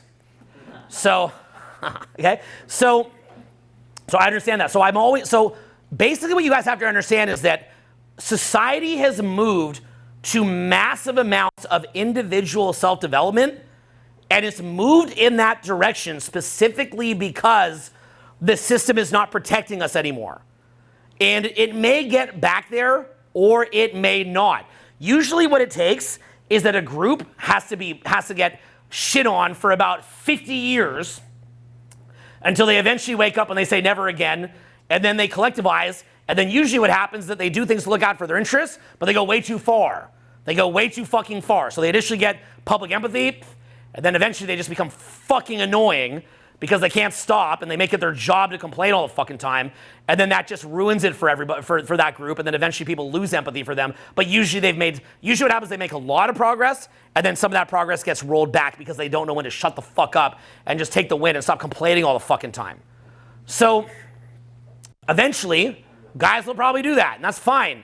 But in the meantime, unless you're like, and even if you started something like that today, which you get shit on in ways that you don't even know, I promise you would go to hell and back to do it, it still wouldn't fix the fact that your situation's fucked. So yes, you want to make change, sure, make change in whatever area that you want to make change, but you've also got to recognize the toxicity and the damage that our basic level environment has taken, and then you've got to actively look for solutions for that, okay? Can I give you guys another one? Want another one? Yeah. What'll happen if you just allow your children to get raised in the current modern society as far as what's going to brainwash them? They're fucked. They're super fucked, right? Now, have you guys seen what these tablets and screen time and shit's doing to these kids' heads? It's disgusting. It's fucking them up super bad, right? They're living more through a phone or a tablet or a computer than real life. So, did any of you guys, if you kind of follow maybe my Instagram story, have any sense of what I did to fight back against that? Mm-hmm. What'd I do? I mean, you're taking your kids all over the fucking country, taking them out in the nature, pushing them to do shit, you had children up here running seminars and shit, like. Yeah. My kids have hiked the Kalalau Trail, all 11 miles in the Nepali Coast. My kids have hiked Eagle Creek. Any of you guys ever hiked Eagle Creek around here? Go down to Oregon to hike Eagle Creek. It's amazing. It's so good. It's so incredible. So my kids just hiked Silver Falls this past week. My kids have hiked into Bissy Badlands overnight. I've got them out skiing. They've been to almost every major national park. That's a lot of national parks, guys. They've been to almost every city, almost every zoo in the country. The last major zoo they haven't been to is Omaha, which is actually the biggest one in the country. I'm driving to fucking Omaha. What kind of dad takes their kids to fucking Nebraska? Right? Someone from Nebraska's wife's like, hey. But yeah, there's a big zoo in Nebraska. So what I did for the summer tour, what I did is what even brought me out here is I drive up through Big Sur, although Big Sur's blocked right now, so I drove around the block. Big Sur. Then you drive up through San Fran, through Mendocino, through the Redwood Forest. Redwood Forest, fucking stunning. You guys all got to go there. Spent a couple days in Redwood. Good stuff. You went through the Oregon coast. All sorts of cool little stops in the Oregon coast. The coast is unbelievable. Went into all the way up from Cannon Beach through Astoria into Portland. Spend the week in Portland, do all the hiking trails around Portland while I ran an event there. Then I drove up through Olympic National Park. Did all the cool trails. Solduke Falls, Ho Rainforest. Yes, Ho's have their own rainforest. Hurricane Ridge, Crescent Lake, Ruby Beach, Rialto, beach number 2 and 3, and all. We go do all that, right? Come back to Seattle. They're gonna go do all. They're at the Airplane Museum today. My son Tristan, my youngest son, he's like, it's my dream to go here. He's so happy. He's 6. They're gonna go drive up into Mount Rainier tomorrow. They'll hike the Skyline Trail. They'll hike the Fremont Trail. They'll come back. We'll finish up here. We're then gonna drive through. There's like that place Leavenworth, like a Christmas town or whatever. You guys probably go there, right? Then we're gonna drive through Spokane, Washington. I've never been to Spokane, but Ben Greenfield is there. I'm curious to see Spokane. We're gonna drive into Glacier Park. We're gonna go do the Highline Trail in Glacier Park. We're gonna do Grinnell Glacier in Glacier Park. Then we're gonna drive down to South Dakota. We're gonna do Mount Rushmore. They like their history. My kids are big on American history. They love it. They respect the country. They love the country and patriotic. See Mount Rushmore. We're gonna see, is it like the Black Hills or whatever it's called around there? We're gonna see that. Drive down into, see a couple other things. Drive down into there's a Crazy Horse Monument. It's unbelievable. Drive down into Omaha. Okay, go see the zoo there. That's huge. For 2 days, you can sleep at the zoo. It's so big. Then we'll go over to Chicago. We'll drive up to Chicago. They'll go see there's tons of museums in Chicago and tours. So not just seeing nature, they're seeing big cities too. See all that. Do tours around Chicago. The Shed Aquarium, I think, is in Chicago. These crazy museums are in Chicago. They'll do all that. Then we're going to drive up to Detroit because they haven't seen all the car museums and the history of Detroit. I understand Detroit has its issues, but we're going to go there. It's going to be really cool. They're going to see that. Then drive back down to Louisville, Kansas, St. Louis, and we're going to just do little stop-offs there. They're going to do little tours. Drive into Denver. I'll do an event in Denver, a free tour in Denver. They'll go tour all through Denver. We'll go hit up Rocky Mountain National Park. We'll drive through the Rocky Mountains. We'll come out of the San Juan Mountains. We'll go into Arches National Park, Canyonlands, drive through Monument Valley, go through Zion, go through all the beautiful stuff around there, past Utah and everything. Go pop by Vegas for a day or two. They'll go see some shows. I'll take them back to LA. We'll spend a few days in LA, pop out to Hawaii, and then that'll be their summer. Okay? Imagine that was your kid's summer? Hell yeah. Okay, thank you. That's fucking sick, dude. That's my kid's summer. Yeah, they think that's reality. You talking about this shit last year at last year's free tour made me be like, why am I not going on all of these hikes and shit? Okay. I just went on Rainier last fucking week, like last Thursday before last, and it was a beautiful transcendent experience. So I just want to thank you for inspiring me to actually take advantage of all the natural beauty in this state, because I'm not in a position where I can travel the fucking country, but there's so many cool trails in Washington. If you live here, go experience that shit. It's fucking awesome. It really is. Yeah, and take people that you take fun people that you enjoy spending time with you, and I promise you, it is better than anything you could ever experience through a screen. Yeah, thank you. Give me a hand for that, guys. And by the way, that's real rich people shit. That's real rich people shit, because I'm telling you, there's not really a lot that you can buy with money. Like, one of the good things that the middle class does have is the national park system. And by the way, one thing that I'll say to you is, while it can be costly to do it, find a way to do it. Like, back in the day when I wanted to travel the world, I would sleep on floors, closets. I just got used to sleeping on floors and couches and closets and shit. And what you can do is you could actually get a tent, an air mattress, van life, and you could drive around and see this shit. Maybe while building an online business or something like that. Like, there's ways to be creative here, right? But do you guys see what I did to fight back against the tablet situation? Now, does that mean that my kids will grow up as like mega transcendent geniuses because I took them to national park? Look, I don't know, because you never have complete control over your children's decisions. You just don't. But what I can control is I don't traumatize them. I'm super nice to them. I show them things. I just do the things that I can control. But do you guys see what I'm saying? That we understand that the parenting system is fucked and that we've literally let all these computers in the house and so on and so forth. So you've got to actively fight back. So I understood basically that, look, the dating situation is out of control. total garbage, total trash, hypergamy out of control, et cetera, et cetera. I knew that. So I said, okay, I've got to learn how to approach people. I've got to learn how to put on parties. I've got to build a large female social circle. I understood that the health situation was out of control. So I read every single natural health book, studied under experts, and then I went and I didn't get sick since 2012. I understood that I couldn't trust the media. So I went and got plugs from inside the media. And you'll notice that I make a lot of predictions, including some pretty outlandish ones, and they always wind up coming true. Maybe someday one of them won't, but they always want, the ones I've made have so far always come true. Probably I'll be wrong at some point, but you see what I'm saying here, right? I understood that the system as far as employment was super fucked. So I said, okay, well, I've got to use cutting edge modern tools, and I built an online business, and I got really good at being a coach and producing results like I talked about for you. I can't remember your name again, was it? Casey. Yeah, so Casey, in the same way, you know, when working with a guy like yourself, how to produce results, and I went out and I did it. I guess what I'm saying is, do you remember I said earlier that motivation's not even a thing? What I mean by that is that if you're struggling with motivation, you're gonna eat a bag of dicks so big, you're gonna get super fucked on levels that you can't even fucking imagine, because that system is gone, okay? That system is gone. Now, is it good that the system is gone? No, I don't think so. But in every bad situation, there's also gonna be some upside. So while I think that it's pretty fucked that you literally have to go to these extreme lengths to even get the basic deal that you would have got 50 years ago, nonetheless, there are some upsides. What are some upsides that maybe I got out of it? I mean, is my current life better than if I'd worked at the car factory in my 50s with my wife, who's the looks equivalent of me? Yeah. Okay, so what are some things that I got or that you could get out of the current system? So again, I'm not saying that it's good. It's actually really fucked where things have gone. But what could we get out of it? What are some things that we could benefit under that kind of pressure? Because human beings do tend to respond to pressure quite well if we step up to the pressure. I think a lot of us just don't even understand how bad it is.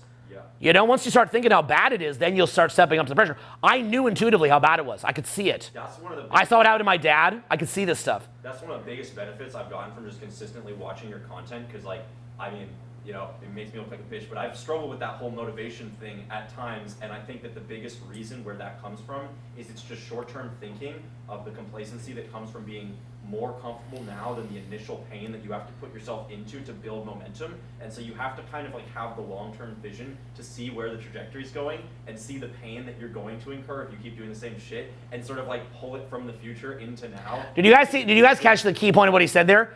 You can have someone explain to you how fucked things are without having to personally experience. Yeah. And then from there, you can see if they're telling the truth or not. You can kind of use your mind's capacity for abstraction and see if you think they're telling the truth. Okay? So. Can I share yeah. something you taught with me? Yep. Share this. Thanks, bro. Okay. This guy, I showed up and he was on YouTube when I was 25. I was drinking. I was addicted to cocaine. And I came Sound like a good time. I came to like rock bottom. This guy called something 10 years later.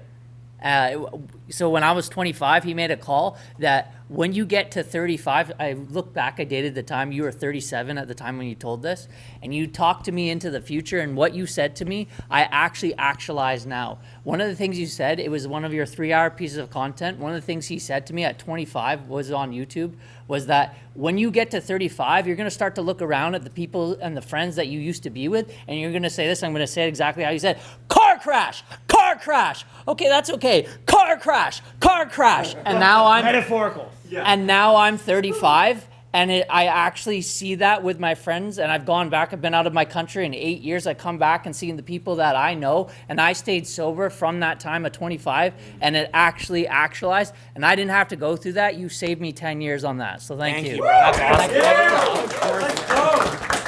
Thank you, bro. Yeah, thank you, man. Yeah. No, I mean, because, yeah, it's just, yeah, you guys have to understand that, like, most of human history, the plebs are getting fucked, the elites are getting money, but it's also a constant state of war, right? So there's this kind of like little period after World War II. There was even Vietnam, right? But there's a little period after World War II where things are relatively stable, and then we tend to think that it's still the same as that. And then it becomes that if you talk about how fucked up things are, it comes across as being negative. I'm not really someone for positivity or negativity. I'm just someone for honesty and then solving the problem. but you won't see me get stuck in complaining for a long period of time. So I like to make a video with a bit of complaining to just motivate so that people will wake up. But then from there, once you're awake, I want it to be 99% solutions oriented. So for me, I'm just looking to solve problems. That's all that I'm thinking about. So here's what I'm kind of trying to point out to you guys. You want to think about the major areas in your life and then have an honest conversation with yourself. Is the system going to solve this for me? Like, can I currently rely on the system to solve this for me? Now, by the way, you know, I want to kind of present some of the counter arguments on this, okay? I think this is important, okay? But I'm going to give my take too. And I'll try to steel man this rather than straw man it. I'm going to steel man the argument. So what some people would say is, if you have a societal institution and that institution is focused on bringing real professionals to solve problems, you should trust them, right? You know, if you're going to get on a plane, you know, you don't walk up to the pilot and say, get out the way, I'll fly this thing, right? I'm the expert now. That would be an argument for trust authority or trust experts, okay? And I don't view anything as either or black or white. I think there's a lot of instances where you've got to trust the experts. When I broke my leg, for example, I understood that my ginseng was not going to fix my leg. I understood that there's modern medicine that I've got to listen to what they tell me and do what they tell me. And look, the truth is, there's probably even some better way that they haven't thought of in some other paradigm. I'm not saying otherwise. There always is. But unless I'm going to figure that out while I'm in the middle of an injury, I got to kind of work with what I got, would be the best way I'd put it to you. So, you know, sometimes you just got to trust the damn institution, right? There's a lot of good institutions. There's people building roads, and you know, you drive across the bridge and you hope that the damn institution works. So I'm not trying to say that every single institution is garbage. I'm not saying that. But what I will tell you is that while a lot of institutions have a lot of good, you look at it, say, an academic institution like Harvard, where they've been completely politicized. It's this like left-wing churning station. Some of my friends go there. I'd like to send my kids there, but I just look at it and I'm like, damn, like this is, I mean, I could trust in my kids there because my kids have such a good foundation, they're not gonna get brainwashed, so they could just take it for the education and connections and whatnot. But they've got an incredible foundation. I've taught my kids since they're 3, don't just listen to your teacher's carte blanche. Like I teach my kids, you gotta think for yourself. I've taught them that for years. But you know, when a top college is fucking around at that level, man, that's fucking crazy, bro. Like that's just fucking insane. You know, when you see what happened in 2020, you know, and they're doing this like all these little policies that they put in and stuff like that. That was kind of like the big unmasking, right? That was the big unmasking where you know, and they took decades of institutional trust and trust in government, and they pissed that away in about 2 years. And the craziest part was that if anybody even spoke up about it, they got muzzled. So it's just completely crazy what happened. They just destroyed decades of trust. I mean, that was like the biggest eye-opener for so many different people. I mean, even when you're taking actual doctors and muzzling them and stuff like that. I mean, it's fucking wild, bro. So there, you know, and then you start to discover that a lot of these businesses that produce foods are putting chemicals in the foods, and whether it's weird colorings or pesticides or things like that. And you're like, how come you can't just eat strawberries, guys? You know what I'm saying? Like, how come you can't just go get some conventionally grown strawberries and just eat them? Okay? Like, shouldn't you say you gotta eat the strawberries? Okay? So, you know, so what the hell is going on there, right? In LA, we have these fires. Guys, one of my houses almost got burned to the ground. The fire went right up to it. Right up to it. I'm not even kidding. Damn. And, you know, and it's like, now, to be fair, those firefighters kicked ass and they put out that fire. So that's amazing. But other people had entire neighborhoods wiped out. They find out that the water's been turned off and things like that, right? The water's literally turned off. Meanwhile, you see Rick Caruso, the guy who was the competitor for the mayor of LA, who actually who owns the Grove. He's an amazing businessman, and all of his properties in the Palisades all survived because he was prepared. Damn. Yeah, he had private fire stations and all this stuff. It's just fucking. But again, the Bohemian Grove, right? Yeah, it's not the Bohemian Grove. No, no. That one time. I was like, wait, what? Yeah, connecting that with the Redwood maybe, but yeah. So the Grove Mall is like just like a really cool mall in LA, kind of like your guys' waterfront down here, like just a nice area to hang out. And it's owned by Rick Caruso, and the optics on that are so crazy. Like literally, his mall in the Palisades just completely survives the fire. This guy does not need the money. He went and tried to run to be mayor of LA, and he lost to Karen Bass. And what happened was then the city burned down. Look, maybe it would have happened under his watch too, but the optics of all his stuff surviving is just so freaking funny. But you're literally watching the damn city burn down. It's fucking crazy, bro.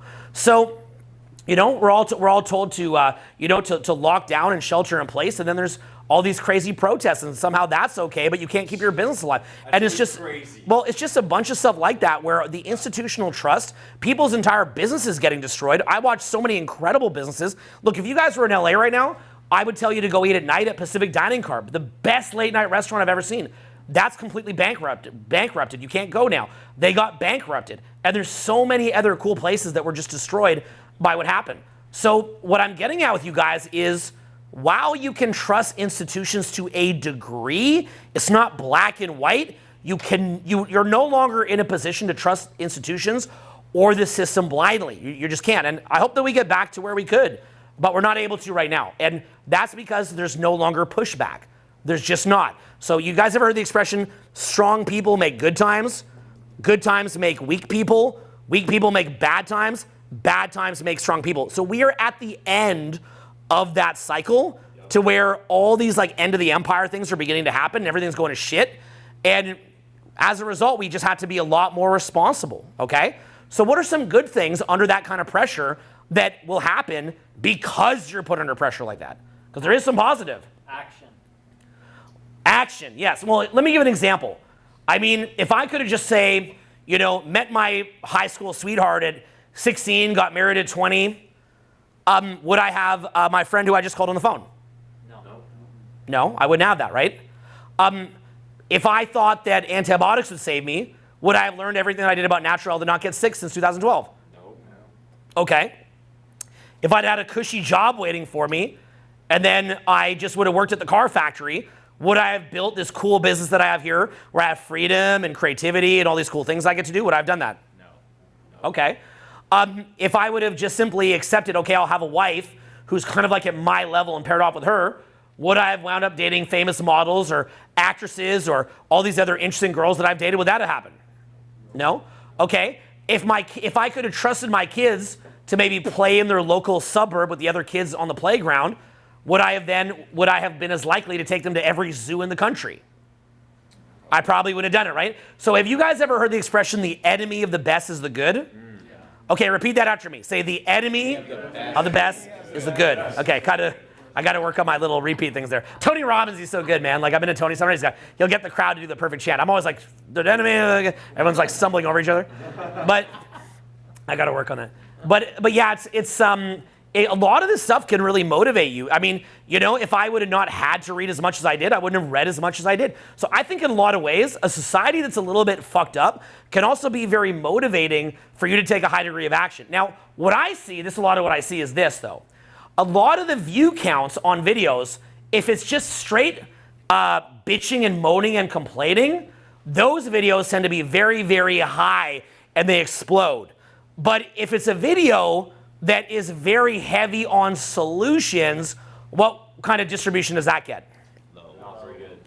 It's not very good, right? Like, for example, if I want to increase my view count, should I include more solutions and positivity, or should I complain, play victim, and just talk about how everything sucks and you're completely fucked? What would get up my view counts more? Second one. I mean, I should do a test, like make like a fake video where I'm just like shitting on everybody and everybody sucks and all that kind of stuff. It's like 20 million. Oh yeah, I mean like my girl Mariah, she has a channel and she did this one about like horrible stories about guys, and that blew up. There's this other thread they called like the Man of the Year thing on TikTok where they would just show stupid men, and that's got a gazillion views. But will you ever see like the ones about good men? No. Very, very unlikely. So the culture is shifting to a lot of complaining.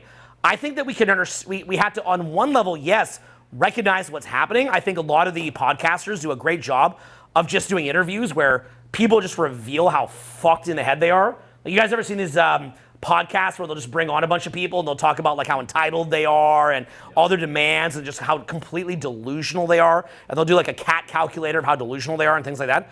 I think that's great as far as exposing the direction that society's gone, but I think that that's kind of like the first base, right? And we want to get to a home run. So do we want to get stuck at just complaining? No. So where do we want to take that to? Solutions. We want to take that into solutions. So we want to be very, very, very solution oriented. So what I always try to do, the approach that I took was basically that I always came from a mindset that you can solve almost any problem. I really believe that. I mean, almost all of them. Not every problem, but you can solve almost every problem. And I believe that you can solve most problems by just talking to a lot of people. Just go talk to a lot of people. Like, get obsessed with a problem, talk to a lot of people, go out and bring up the problem with a lot of people, get a range of different opinions. You really can. You can get this enormous range of different opinions if you go out and you talk to a lot of people. And then what winds up happening is that as time goes on, you start to get a sense of if those opinions are real, start reading a lot of books, get mentors, create mastermind groups, and start to solve the issue, right? Then what you do is you look for things that are massively high leverage, like things that can just solve massive problems. So for example, with talking about you not being shy, I hope that tomorrow, by the end of tomorrow, you fix that. I really do hope that you do. And the thing that I would say is, what we try to do is we try to apply the strong medicine. Say the word strong medicine. Strong medicine. Okay, so in other words, what you're looking for is people who have very intense, very hardcore, very outside the box, very proactive solutions to problems. It's fundamentally what you're looking for, right? And what you'll see is there's people out there that are okay to live in the cesspool, and there's people out there who just aren't. It is fundamentally what you're going to see, okay? There's people that are okay to live in the cess, and people who aren't. Yeah, a lot of people are just addicted on it. I have videos coming out that kind of address why it gets sort of ingrained in the person, like what happens and why it gets ingrained in them, okay? Yeah. Some people are okay to live in a cardboard box, shooting up heroin, and eating their own shit, and giving a hand job to an old man at the park for drugs. Some people are okay to believe that it's okay to be middle class, to live in the system, believing it's still the 1950s and 60s when you'd be taken care of, when it's really not, and they lack a sense of urgency. But they're okay with it.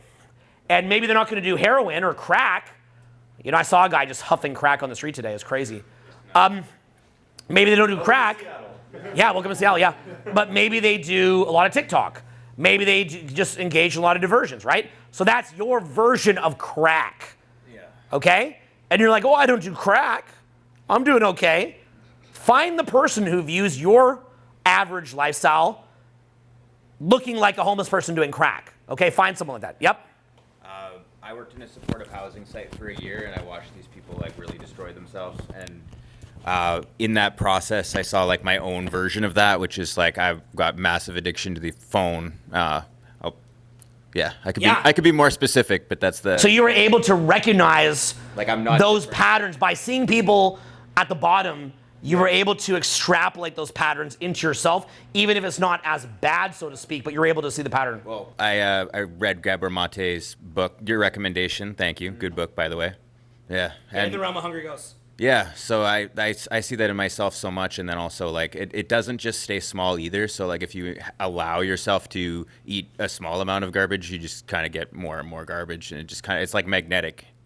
Yeah, you get it, bro. Yeah, thank you, bro. Thank you. Yeah, so I almost died. It's not like it's no joke. What happened? You can't leave us hanging there. Here, stand up for a sec. Stand up for a sec. That's a good hook. Yeah. I got really suicidal, but the way that it happened was that it was a long story. It's a long story, but I did a bunch of drugs and tried to get better with women by sleeping with escorts. And then that didn't work, actually. Weird. I got super depressed, and then I was like in a suicidal slump for better part of like half a year. I just stayed at my home and just jerked off and felt really sorry for myself, and it was really bad. Well, I will say this, on the positive side, I bet it was a hell of a party on the front end. Right? There's some highlights. Yeah, I bet there's some highlights. There's some stories. Like you did it for no reason. How did you get out of that place?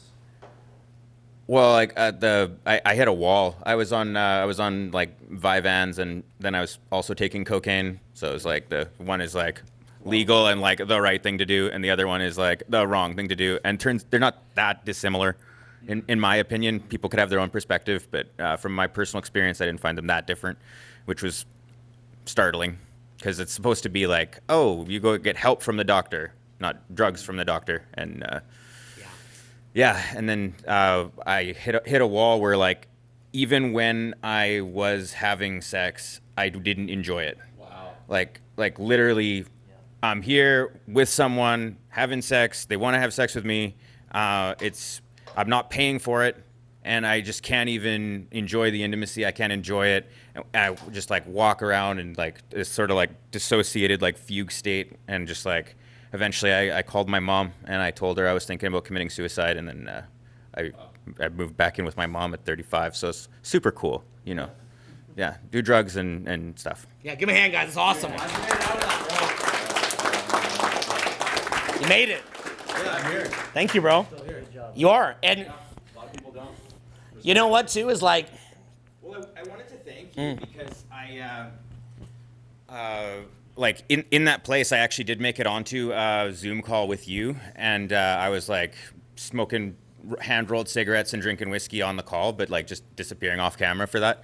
But you talked about like going out into nature and like the psychological benefits, and even though I was like in that really, really depressed state and I didn't even think it would work, I'm like, you said listen to David Suchet, so I'm listening to fucking the Bible, even though I've got like religious trauma, but I'm like, okay, well, fucking try it. And then I started walking away from my house, so I'm just not in my house, and then walking down the river by my house, and I explored more this summer of the area that I've lived for the last 10 years than I ever did. And I was like, oh shit, like this river connects to that place. Like, you know, shit like that, where it's like, I just didn't take the time to actually go out in nature. And for the first bit, it wasn't like I went into nature and it was like bling, but it was like kind of like a really, really slow positive returns. Yeah. And I noticed that them starting to add up as I like spent more time, when I finally got to the place where I was like, I actually need to reach out to like someone I know cares about me, instead of like fake friends or just watching stuff on the internet, even your stuff, which is great and got me pointed in the right direction at least. It's still no replacement for like actual people that love you. And so, yeah. Yes, it is. Daddy loves you. He's gonna, yeah, no, thank you, bro. Give me a hand, guy. That's awesome. Yeah. Thank you, bro. Thank you, man. Yeah, that's amazing. You know, do you guys know each other from before? Oh, no, but we're from Canada, and we just met today. Man, well, if you guys start using it again, you should just get back into it together. No, just joking. I just like to joke around, man. I don't think anything that's serious.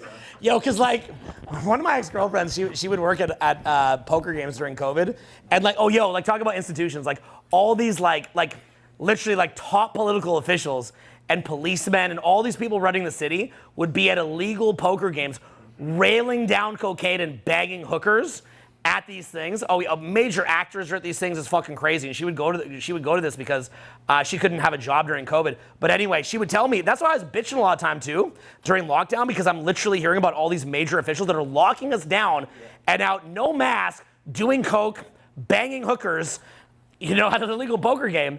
And meanwhile, everybody else is like losing their businesses, right? But anyway, I remember she would tell me these stories how like these like rich guys would just like play poker and they just snort rails of coke and bang hookers. And like, I will never actually have that experience. And I'll never do it. It's not something I'd ever do. But you gotta admit that'd be a hell of a party. Like imagine you're just like, you just blow away $250,000 in gambling to start banging a fucking hooker on coke. Like, ah! Like, I mean, I will never have, like I can go to a national park with my kids. So I mean, there's a reason people do it, right? Like let's not pretend it's like, you know, but that's the problem, is that it unfortunately burns down your brain. Yeah, no, I know you didn't. I'm saying it's not sustainable. Not sustainable. Yeah.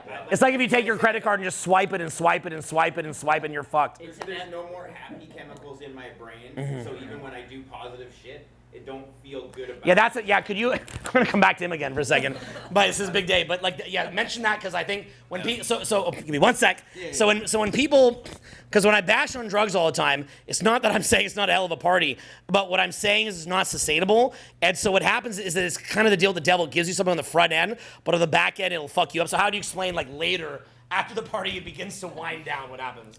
Yeah. Look over here. It was like, just like my brain wouldn't give me positive feedback for doing things that I should be doing. Like, like if you clean your room, you go like, oh, I feel good that I did that.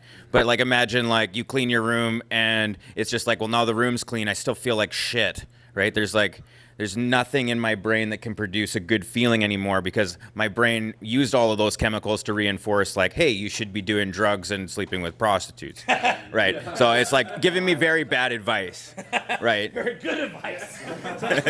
Yeah, drink and do drugs. People will think you're cool. Yeah. And I mean, you know my take on that, bro. So I mean, I think it's fucking terrible. I grew up around this shit. Oh, yeah. People don't understand. Like, I grew up around this shit. Okay. I don't think people get that. Like, I have a past. When I say kids, drugs are bad, okay? I have a past. I have friends that I grew up with. I know where that path goes. The big one for me too is psychedelics, because that's huge in the personal growth community. Listen, I could do another speech tomorrow about the good things that a psychedelic would give you, but how you can achieve that without messing around with that. And the thing that I don't talk about a lot is I've lost probably over 20 awesome friends due to psychedelic use because they became so fucking whacked out and weird because they took it too far. And I'm not saying some dude went and did mushrooms or even the harder like psychedelics, like more hardcore psychedelics is gonna fuck you up permanently if you did it one time or something. I'm not saying that at all. Even people that have done it a bunch of times could be fine. I'm just making the point that if you take that too far, man, like I have so many friends. I've got friends that I could call on the phone right now that are like long-term friends. And I call them on the phone and you can't even have a conversation anymore. They're just so weird. And look, that's coming from me. I'm a hell of a weird guy too. But weird, not like in a fun, entertainer, quirky way, but in a way that's very, very dark. Like you can act like they don't fit. Like if they're in a room like this, there's so much darkness in them, they can't even let it land anymore. It's like they're being given this profound insight and these really elevated experiences, but on the back end of it, there's all these issues with it. So that's why I say, like, I can show you how to be creative. I can show you how to shut down the default mode network of your brain and to think laterally and to think creatively and to find other solutions. There's other ways to do it that you can train yourself on. And the thing is, you have to learn how to train yourself on that stuff. So again, I didn't want to take that path because, look, I've got a lot of friends that are super rich and they start going to Burning Man and they start taking, some of these guys are rich beyond rich. I mean, you guys know Tony Hsieh, right? You saw what happened to him? Tony Hsieh, do you guys know Zappos.com? That's the Amazon for shoes. And Tony Hsieh owned that and he sold it for, I think it was $850 million to Amazon. And he's dead now. And he used to be at every single Vegas World Summit. I never talk about clients' names or anything, but you know, he's gone now. And yeah, I mean, I love the guy. Everybody loved Tony. The president loved Tony. Everybody loved Tony. But you saw he got a little bit bored, and he kind of just retired or semi-retired, and he built this whole entire community in Vegas. It's super badass. It's super cool. But you just saw him getting surrounded by the wrong people again and again and again. And that guy's gone. I think it was in his 40s. So, you know, and you saw him getting more disconnected and kind of weirder and so on and so forth. So, you know, my personal view is my view is that it's a constant battle to have accurate reality testing. In fact, why don't we repeat that as a mantra in the sloppy way? Repeat this after me, I'll take it in chunks. It's a constant battle. It's a constant battle for your reality testing. For your reality testing to function properly. To function properly. Okay? Hey, we got it. We got it. Yeah. Thank you. Yeah. Fuck Tony Robbins. I got the incantations now. My awkward long one. So yeah, Tony and guys like John Maxwell and guys like that, they're really good at the incantations. But anyway, what I'm getting at is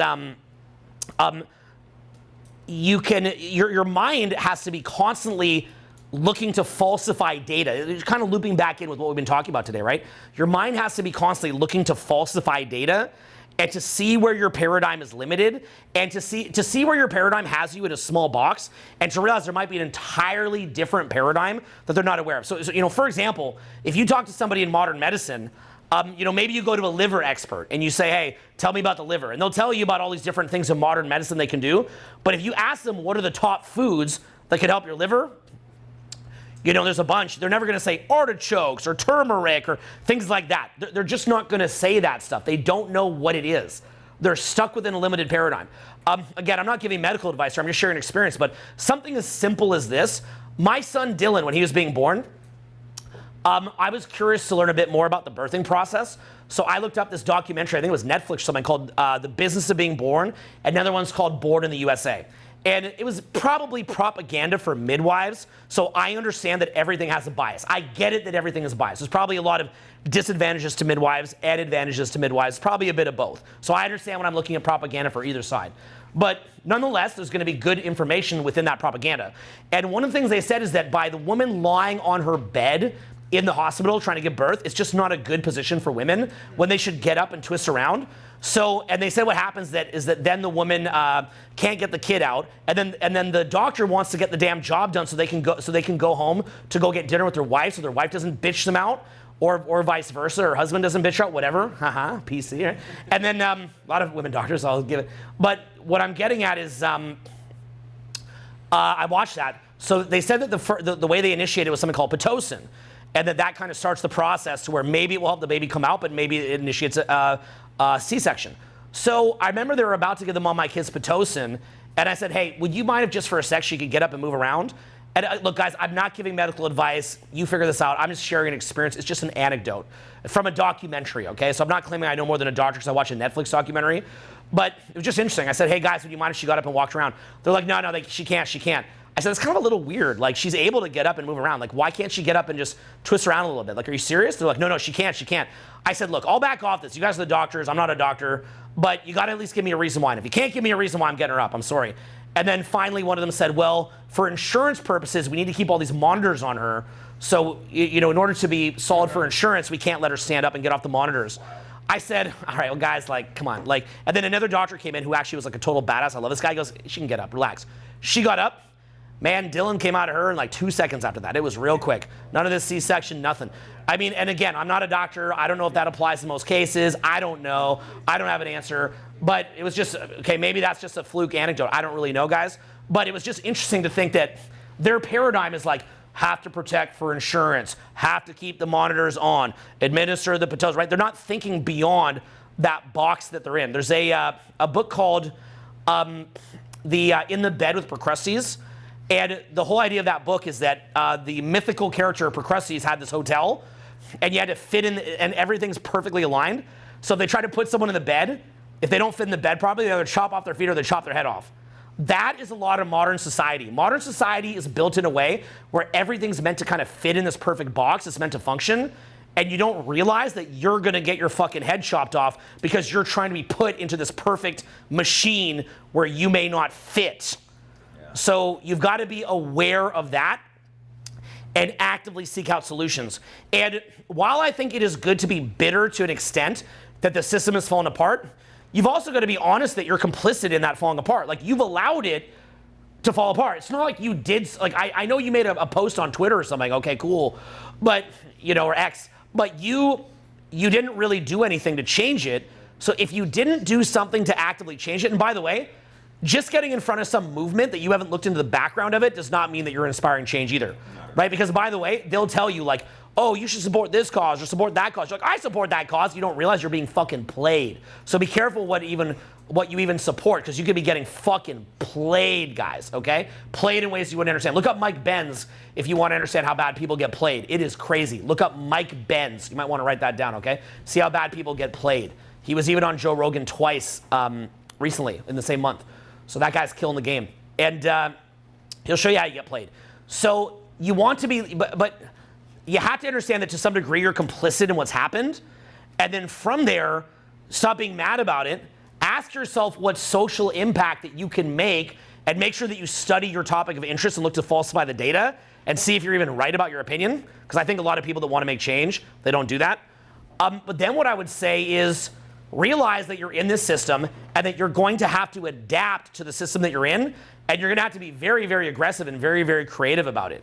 But at the same time, it's not like you don't have support. There's incredible content online that you can look up. There's incredible communities that you can join. There's a lot of different people that don't like the bullshit and that take it seriously and that will give solutions. And like I said, I think that what you're going to see is when you actively take action, you'll probably wind up living a 50 times better life now than you would have if the system was functioning properly. You actually will. And you'll see that your mind is very intelligent. You're very capable of waking up. You have a lot of agency. You're a child of God. You have incredible potential. I don't care, man, woman, gay, straight, trans, whatever color you are, whatever background you have, you are a child of God. And you have incredible potential, no matter who you are. And everybody is a child of God. And so God has given us different gifts and different capacities, and the capacity both to share our gift, but also to meet with other people that have gifts and to learn from their gifts. And that's kind of the joy of life. That's the fun of life. So even though maybe we had this kind of no war, relatively tranquil period, maybe from after World War II with some interruptions between now and then, that system has gotten a little bit stale. We know that. And so we say, okay, did people adapt back in the day to a lot more crazier chaos than this? Hell yeah, they did. Okay? Now at the same time, a lot of the chaos being put on us now, has the power of computers and the internet and soon to be AI and robotics, right? So what you're going to see is a separation of the wheat from the chaff. And the Bible, which is my favorite book, there's a lot in the Bible that I take literally. But there's also some parts of the Bible, and this could offend people, I'm sorry about that I don't take literally, okay? So there's some parts I take literally and some parts that I don't take literally. But some of my favorite parts are the parts that I don't take literally. I think they're even more important. And some of those would be, and I'm not sure, again, I wasn't there, so I can't make an opinion on it, but I'm not going to default to taking it literally, but rather I take it as a very, very powerful story, which is the story of Exodus in the Bible. Look, maybe all that happened. I don't know. I wasn't there. I'm not trying to offend anybody. But I didn't, there was no Snapchat or Instagram stories back then. So, I wasn't able to see the parting of the Red Seas, right? I didn't see it. But there's some powerful stories in there, right? And I think one of the powerful stories, both with Exodus and also with Noah's Ark, by the way, two very, very powerful stories. What do we learn from the story of Noah's Ark? I mean, that's a powerful, powerful story. Look, maybe some guy with a boat did put like 2 lizards and 2 giraffes and everything on a boat. I don't know. Maybe it happened. I wasn't there. There's no iPhones back then to record it. But why is that maybe one of the most important stories you could read? Noah's Ark. What is Noah's Ark trying to communicate to us? That story. One man can do all that with ironclad faith. One man can do that with ironclad faith. I think it's a beautiful point you made. It's actually not even the one I would have made. I love that point. What else? Long-term thinking, not just short-term thinking. Long-term thinking, okay. What happened to all the people who didn't sense the coming flood? They died. They died. So they got swept up in the flood. In our generation, or maybe our kids' generation, maybe there will be that metaphorical flood between AI and all these different things that are happening. We don't really know, right? So you can prepare. You can build the ark. Or you cannot build the ark. That's kind of up to you. I mean, how confident do you feel in the direction of things? I think that there's a lot to be optimistic about, actually, but I think there's also a lot to be concerned about. I have a mix of incredible optimism and concern. But I think that we could enjoy the cool opportunities and also be aware of liability at the same time. We can walk and chew bubble gum at the same time. But I think that story of Noah's Ark about being prepared is powerful. I would say another great component within Exodus is this idea of God's chosen people leaving the sick system and the oppressive system and having to go, on a long journey to build a new society. And I think what you're going to see is that the lines in the future and the tension in the future is not going to be drawn by race or religion or gender or sexual orientation. No one's going to care about that. I mean, most people I think don't even care now, if I'm being honest with you. But maybe a couple last weird hillbillies care or something, I don't know. But you're going to see people really not care in the future. You know what people are going to care about in the future? Whether or not you are a group thinker and basically being brainwashed at a legendary level, or whether you're able to think for your damn self. I think that will be the big separator in the future. It's going to be people that are just in a groupthink trance, and it's going to be people who are able to wake up. And obviously, wake up is a broad term. Everyone has their own definition of that, and they'll have infighting even amongst themselves. But you see the general idea, the general direction of it. And so what you're probably going to see is breakaway societies that just look at the way the system is going, and they're able to see the trajectory and the momentum of that system, and they're going to have to break off from it. And it was very important for me, even as a father, by the way, to leave a lot of content behind for my kids, because I'll probably be dead before I have to deal with this. I may or may not be, but my kids may potentially have to deal with this. They may or may not. And so as a result of that, I made a lot of video content and was able to put a lot of ideas into my kids' minds and take them around to prepare them for what they may have to deal with or for what their kids may have to deal with. Because as a parent, you also have to be thinking multi-generationally. You can't just be thinking in terms of the moment. You got to be thinking 50 years in advance, 100 years in advance, a couple hundred years in advance, and think about your kids and your grandkids and all the things that they're going to deal with. So, you can't guarantee success all the time, but you just do what you can, if that makes sense too, right? But that's the whole idea of leaving that system.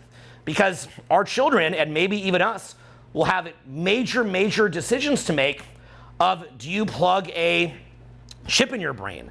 How much do you let AI run your life? Do we give up the government to AI? There's going to be a lot of weird questions that are going to come up in the future, right? And the thing that I think a lot of people don't realize, maybe you talk about people that want a lower population, and then you say, well, yeah, I don't think that we should have as high of a population. Maybe it should be lower. Okay, but who's the decider on that? Look at these fuckers that try to be the decider on that. Is they should be the decider? What, because they own a tech business? Okay, I know this is Seattle, but guys, come on. I've met some of these people. Do you guys know that it is so rare that I dislike anybody? I mean, it is crazy rare. Any clients, could be the most difficult client, could be the most annoying people that even fuck me over super bad and I still have love for them. It's very rare, so rare, maybe 10 people in my life that I honestly look at them and I'm like, I don't like anything about this person. None of it. I can't find anything. It was almost all tech billionaires that I coached. Wow. Yeah. Wow. Yeah, that just honestly, so sick. So deeply satanic and sick. And so I've seen the other side of this. Some of them are great, by the way. Yeah. Some of them are awesome, ones that I've given props to. But other ones are just sick. And I just find so little redeeming in them. And I'll do the best I can for them and I make money. But it's really, really sick. And I think it's because, it says in the Bible, right? Harder for a rich man or for a camel to go through the eye of a needle than a rich man to go in the kingdom of heaven, paraphrase, right? And it's just that they have so much given to them that they're in some ways cut off from God because they don't have friction anymore. And it puts them in a weird headspace. And these are the people that you trust to run your life. I feel like it also relates to how you say that, it's maybe a little woo, but the energy of Satan targets high leverage people. 100%. So they're in the position to make massive changes in society, so the temptation for them is going to be the most powerful of all. 100%. Yes. 100%. 100%. So, yeah, so I guess the larger message that I'm kind of trying to give to you guys is, look, you guys know that I live in the Hollywood Hills in LA, right? You guys know that I also spend time out in Olympic Park in Washington State, okay? So I'm out there hanging out with regular Americans in Bandon Beach, Oregon, okay? I'm headed to Bozeman, Montana. I like to hang out in Jackson, Wyoming. So I'm in a lot of small towns, okay? I like to be in, the part of California that's different than just Los Angeles, okay? I'm up there in Arcata, California, and, places like that, okay? I'm all up in there hanging out with people. So I hang out with regular people. But you guys also know that I've coached a lot of high-level people, and you also know that I'm around the Hollywood Hills scene, Miami, New York, elite social circles, and I've been around that as well. I've been at tables with world-famous politicians and all sorts of stuff. And as a result of that, I've kind of seen a wide breadth. And by the way, I don't just pedestalize regular people either. They have their problems and often don't take enough agency. So there's a mix of different things. But I've sort of seen a lot of what's going on. And what I would tell you is this, guys. Give me 2 seconds. What I would tell you is this. You've got to take agency. Okay? You're not in an environment that you can't study personal growth. You're just not. Okay? You can't. You just can't. There's even questions that arose surrounding the vote in 2020. Right? I don't have concrete information on that, and I'm not giving you my opinion. But even basic institutions like that, to be honest, I think Trump may have lost. But I'll say this, do you trust mail-in ballots? Nope. You think a mail-in ballot could be frauded? Implemented like that. It was just very sketchy the way the whole thing played out and how conveniently it lined up with the whole operation. Yeah. I mean, look, I don't know. I'm not making a claim about the election. Yeah. But if you just ask me a straight question about mail, right? So what I'm getting at is you've got You've got to stop just trusting the system blindly. You can get benefit from the system, but don't just trust it blindly, and become somebody who is a self-initiator and a seeker of knowledge and an executor. Okay? And again, men, we need to win and win and win. If you were a woman, would you trust yourself to be soft and feminine with the average man that you see on the street? Fuck no. Would you trust yourself to be soft and feminine with men that allowed the system to get to this point? Fuck no. Yeah, would you trust yourself to be soft and feminine with a system with this many threats? No. You know that you can't, right? So there's a lot of things that are going on. There's a lot of conversations that are going to have to be had. There's a lot of conversations that, people like me, we tend to be the tip of the spear and kind of start conversations.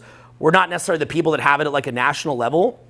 We're a little bit more ahead of the curve, and then that information gets disseminated to a bigger level. So when I make a piece of content like this, what I'm looking to do is I'm just looking to start conversations. That's really what I'm trying to do with you guys. I'm just recording a little piece of content here, just trying to start a little bit of a conversation. That's it, okay? I don't have all the answers. I don't claim to. I've got a couple major areas that I'm really, really, really well versed. And then what I've also done is I've brought in and hired out and sought out the best people that I possibly can to help me in the areas that I don't have time to master. But I've made sure that I go after the right people and gotten them around me. I have mentors that I either pay money to or that I'm very lucky to have in my life. I have peers that help me, and I have other people that I teach and help them to come up as well. And then I just come at life as best I can. And again, like I mentioned, I've made a little bit of crazy decisions, so that's up to me to deal with that. I understand that. But overall, I think for most of you guys that are not down such a crazy path, I think that you guys can build exceptional lives. And what I'd say is, rather than being pissed off, realize that while we have problems, I think we also have potential. There's a lot that's been built. There's a lot of incredible technology, a lot of incredible infrastructure. There are good people out there. There are great teachers out there. There are great solutions out there. There's incredible potential. So rather than just straight giving up, don't let yourself get demoralized. It's like a snake, right? The system's like a snake where it kind of like pulls you in and squeezes you, and it's like, just relax, you'll be okay, right? And then you kind of relax a bit, or it'll loosen up so you'll relax, and then it pulls in and makes it tighter. And it does it, and then it's almost just like, go to sleep, right? And you just give up. And to me, what giving up means, as an example, you get so pissed off that women are all crazy these days that you think you can't find someone to have kids with, right? Because you're so pissed. You just give up. You're like, well, it can't be done. I can't even meet one. Giving up means, I can't make money here, even though there's tons of opportunity. I can't make money. Giving up means, our country's fucked. We can't fix the fucking country. Giving up means, we'll just let AI run everything. We'll just let the overlord choose who lives or die, whatever, right? That's just giving up. So that's demoralization, that we can't have big projects, inspirational projects, things that compel us, things that are exciting to us. That's giving up. But instead what we can do is we can not get demoralized. And that's like probably the single biggest lesson that I want to impart to my kids is, don't get so used to losing that you don't remember how to win anymore. Okay? Like I said, as guys, we got to be building win streaks. So don't get so used to losing that you don't remember how to win anymore. In fact, keep winning and winning and winning and winning. Create small goals, knock them off, bigger goals, knock them off. Okay, maybe something bad happens, fine. Get better mentors, get better information, look at your execution, get back up and stay in the fight. Say the word stay in the fight. Stay in the fight. Yeah, that's a big component. You gotta stay in the fight, okay? Because that's fundamentally what human beings are built for. We're actually built for struggle. We're actually wired for that. And we actually can thrive off of that. So you can stay in the fight. And you can build your own life fucking amazing. You can build a great, very, very cool life for yourself, but you can also leave an incredible legacy. So no matter how much, and you guys know a lot of shit got thrown at me, but no matter how much shit's got thrown at me, I never gave up. I never believed I couldn't do it, or I never believed I couldn't make a difference. I didn't believe I couldn't change my own life. I just stayed in the fight. And if I were to give you, I could give you guys a 5-hour story about setbacks that I've had and all this stuff, and you'd all give me a hug and you feel bad for me. But at the end of the day, that's just like a bunch of shit tests from your wife, okay? It's like that's just the universe just acting up a little bit to see if you really want it. So, if you really want it, you got to go for it. And a shark swims not necessarily to get somewhere, although it wants to get somewhere, it swims to stay alive. So human beings, we thrive when in a state of motion. That doesn't mean not to meditate or relax or take a day off. You got to recover or sleep. But we thrive with emotion And what happens is that when we have a bigger vision and we're engaging, that's when we're actually the most happy. So you always want to be, whether it's working within a business or on a business that you're running, you want to be building things, you want to have aspirations, you want to have things that motivate you, goals that excite you, you want to take on big projects that are harder than you're normally used to doing, you want to push yourself, you want to see what's possible, and just keep driving into it. And you'll find that when you do that, when combined with really good active recovery, really good sleep, time in nature, meditation, time for contemplation, that you balance that with, that's when you're going to be the most happy. That's what we're really built to do. And human beings, we're not just built to be stuck here on Earth and nuke each other, have AI take over, just get fucked like that. We're built to go interstellar. We're built for more. We're built to have spiritual awakening, mass awakening. We need a human awakening project. We're built to slide into our purpose, to awaken higher capacities in our mind that are absolutely incredible. And we can start with basic things. Smash it at dating, smash it with money, smash it with travel, smash it with having fun with your friends, smash it with spiritual connection. As you're doing that, you're building a foundation where you can then build even bigger projects. And I think the way that it's meant to go is, maybe in your 20s, you get really good at dating and you start to build out some skills. In your 30s, then you go on to, begin to build your empire, and then you begin to get really good at your job, make more cash. Then in your 40s, when you have that stuff down, maybe you take 5 or 6 years, maybe go into nature in your mid-40s or something, get really spiritually tapped in, think a lot about what it is you want to do with your life. That's what I did. Get really clear on it, and then maybe between 45 and 65, that's really when you leave your big impact. But here's the truth. Some of you watching this are older, and you didn't make that timeline. That's fine. The best time to start would have been decades ago. The second best time is now. Like I said, never get demoralized. It doesn't matter what happens. When I broke my leg, they told me I might not walk again. I never got demoralized a single time. I'm not trying to sound tough, but I understood the importance of not getting demoralized. So if anything, I was extra enthusiastic. I was thinking, well, what advantages do I have out of this? Like, what will this help me to do rather than being pissed off about it? Now, I happen to be able to walk again, but I didn't know. So you want to be thinking to yourself, don't get demoralized. Always have belief. Always be 100% confident. Always have 100% certainty that you can get the right mentors, find the flaws in your thinking, find the flaws in your paradigm, find the right tools that you need, build that out, have fun with it, and stay in the fight.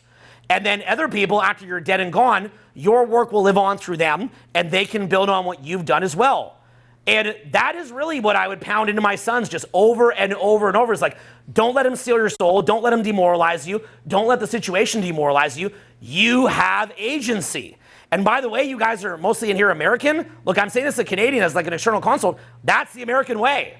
That is what makes America great. That is your culture, by the way. That's your culture. That is who you are. That is literally who you are, okay? Yeah. As American, that's true. That is literally who you are. So I'm saying that as like an outside consultant. That is literally who you are, okay? So to my sons that are American, I say to them, you are American. You believe in freedom. You believe in self-reliance. You believe in not needing the big daddy overlord to run your fucking life. You can find your own solutions. You now are part of that heritage of people that basically did a lot of the most inspiring shit in the fucking world. And the thing is that I think that America, to me, what America represents, okay, and I'm saying this as a non-American, what America represents to me is that concept. And I really think that America is something that should be worldwide, that kind of thinking. I don't think that should be limited just to one country. When I look at Hong Kong and their protests against what was happening, many of them are more American than people that live in fucking America, okay? They're waving American flags. I think that spirit lives on in anybody who actually wants to stay in the fight. That's what it really is, right? When Trump, you can hate the guy, I don't care. But when he got shot at, what's the 3 words out of his mouth? Fight, fight, fight. That's what he said, right? And look, that guy's, you can hate the guy, love the guy. That guy's fucking loaded. Did you guys see how much shit came at him? Do you guys see that? Do you guys know that guy, you can hate the guy, hate his policies, hate anything. But past whatever policies that'll get eventually flipped over and overturned and will cause some problems and have other benefits and so on and so forth, there's something deeper in that guy that will remain in 100 years from now or 200 years from now. What do you guys think that is? You can think his policies suck. You can think a lot about him sucks. Conviction. Well, it's a guy that's literally a billionaire that's out there getting shot at, getting put in jail, getting mugshotted, getting attacked, getting lied about. Again, you can hate his policies. You can even think the guy's a dickhead. I'm just talking about the bigger picture. What will remain, because in the future, maybe the left wing or the Democrat Party would be a better party than the Republican Party. And maybe they'll look up to a guy like Trump because it kind of flips back and forth, right? So parties change and so on and so forth. But what they'll learn from him, he will go down as a living legend. That guy will go down as a legend specifically because of what he fought through and the fact that he didn't give up and that he actually pulled that shit out of a hat. He had a lot of help. He had a lot of help behind the scenes, a lot of help he doesn't even know about. And he had a lot of help from God. But you knew when that fucking bullet whizzed by his ear, you knew that that was God helping him. You knew that for a fact. Even if you hate the guy, you knew that for a fact. Even if you hate the guy, okay? Even if you hate the guy. That there's something, that even in someone who you hate, somebody who's despicable, somebody who even has some bad qualities, there's something fundamentally American about staying in the fight and about winning and about remembering how to win and about not getting demoralized and not letting people just put you to fucking sleep and just straight giving up on your life, but actually believing that your life can be awesome, that there is a better future. He calls it the second golden age. Is this really going to be a second golden age? Fucking no, it's probably not going to be a second golden age. But at the same time, what's important about just saying it's a second golden age? What do you guys think? Hope. Stay pumped. Hope. Stay pumped. Believing it's a second golden age. Look, here's the truth. It is a second golden age if we believe it's a second golden age. Does that make sense? Like, we choose that. We choose what to believe or what to focus on subjectively to make that a second golden age. You can hear what Trump is saying. Look, he's trying to be a cheerleader. The guy's, how old is this motherfucker at this point? I mean, how old is this man? What's that? I think he's older than that. I'm not sure. How old is this man? Is he pushing 80 at this point? I mean, he's getting up there, bro. I mean, what do you want from the man? You know, this guy's older than your grandpa, bro. And, you know, and he's eating like McDonald's and Diet Cokes and shit. So this Diet Coke, McDonald's fueled man who's 79 years old, he's just trying his best, bro. He's like, second golden age. I mean, you can question it and be a dickhead, or you can just run with it. You know, just run with it. Yes, thank you, Grandpa, for putting down your Big Mac and letting me know it is the second golden age. Okay? So you've got to believe it's the second golden age. Okay? Believe it. Believe it. Believe. Believe! Believe! Believe it! It's the second golden age, okay? And I tell you, like, believe it. And when you choose to adopt that posture, one thing that he understands is he understands battle formation. Like, he understands attack mode. He knows that when he gets clowned in a debate, just to tell him to get fucked and not to, well, to be fair, some of his debates are a little questionable there, but when he's at his peak in 2016, that guy understood just stay in battle formation. Just stay there. And the fact that he even had to go into debates at that age just shows how fucked everything is, that he had to keep going in there when he's older. So stay in that mode. What is the correct mode to stay in? Absolute confidence, absolute belief. Try to find problems, looking for solutions, looking outside the box. Look, that dude will fuck up. He'll do a lot of dumb shit too. It's going to be pros and cons. But just look at the psychology, the winning type of psychology. People come at you, fuck no, keep going, power through. Obstacles, power through. Oh, they put him in jail. They shot at him. They lied about him. They attacked him in the media. They attacked him everywhere. Can you imagine the conversation with him and Zuckerberg? Like, oh, I did not mean to delete you from Facebook. I was kidding, Donald. Can you imagine what that was like? Can you imagine how satisfying it must have been for him and the guys that banned him, for them to be like, hey, how's it going? It must have been satisfying, right? Incredible satisfaction. You saw his son Barron, who could be a star someday. You saw him literally like walk up to Biden and just whisper some shit in his ear. And it's like, I wonder what he was saying, right? But he watched the shit they tried to do to his dad. But that's the point is, again, love or hate the guy or his policies, taking that American type of mentality, second golden age mentality. Is this the golden age? Yes. Do you believe? Yes. Will you solve the problem? Yes. Do you feel certainty? Yes. Can you find the solution and win? Yes. Can you win and win and win? Yes, yes, yes. That's the kind of mindset, and then stay in that mindset permanently. Or maybe take a break and take a breather to chill for a minute, you know? But in general, that's gotta be the kind of mindset that you have. And you know, it's funny, I haven't really disclosed it, but I've kind of had my own little personal version of some of the BS that guy has been through. I don't really talk about it because, frankly, I don't have a multi-billion-dollar war chest, and so the more you talk about it, the more that you encourage it. But I've had my little smaller moments of that were meaningful to me. And, you know, I fought through with a broken leg, and I fought through with betrayal, a lot of Judas bullshit betrayal type situations and all that. But I never gave up on the vision that I had. And the vision that I had was to leave a legacy of great content and great teaching and helping people and finding solutions and leaving the content necessary for my own kids. So these are solutions that I wanted to come up with, and I'm going to stay in the fight, and I hope that you guys stay in the fight. So that, to me, is the fundamental American way, and you want to get around people that fuel that challenge you and will contradict your beliefs, but overall believe in the success of the totality of the mission, okay? That you can build the life you want. You can have a lot of fun. You can make a lot of money. You can have a great dating life, a great partner to have kids with. You can actually build a cool company or work within a company that's cool. Do the vacations that you want. You can start building things. You can raise the vibe spiritually, the people that are around you. You can uplift the people that are around you. You can be a source of light to other people. You can actually learn and grow from mistakes and do better. You can actually leave a legacy, whether that's children, whether that's not children, but it's just the legacy of knowledge and good vibes that you leave. But whatever the case, you can do that too.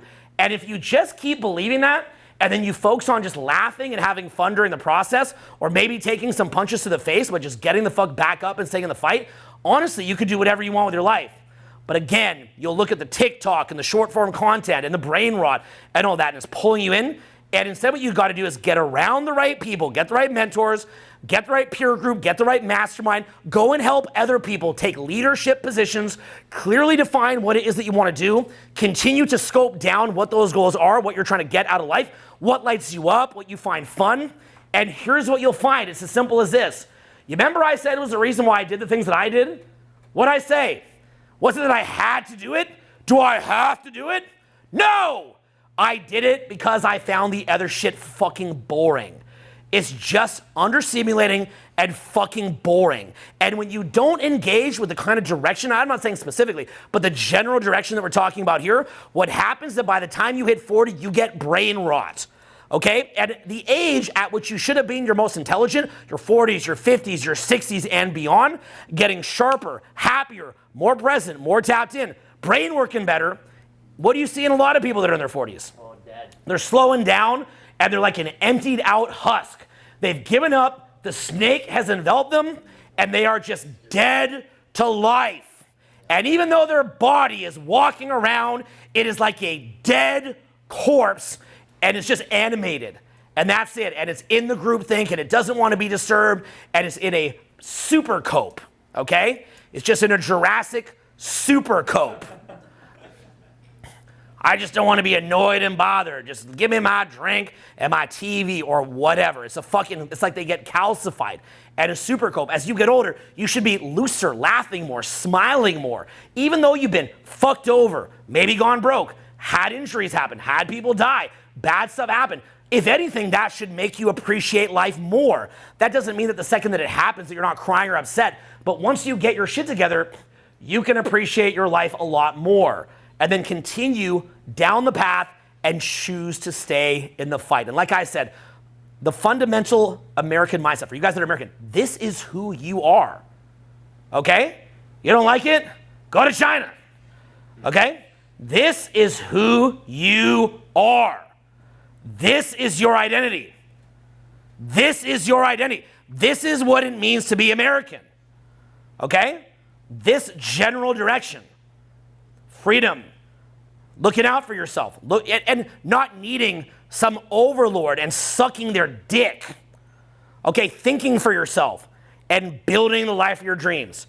That open road, you're just out there, freedom, the open road, like an open world video game instead of being stuck in some weird bullshit, right? Imagine you went bowling.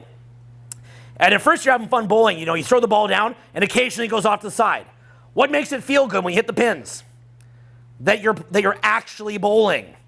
What if the bowling gets thinner and thinner, the lane thinner and thinner, until it's just this predetermined little thing that it goes down, and you just roll the ball and it's predetermined?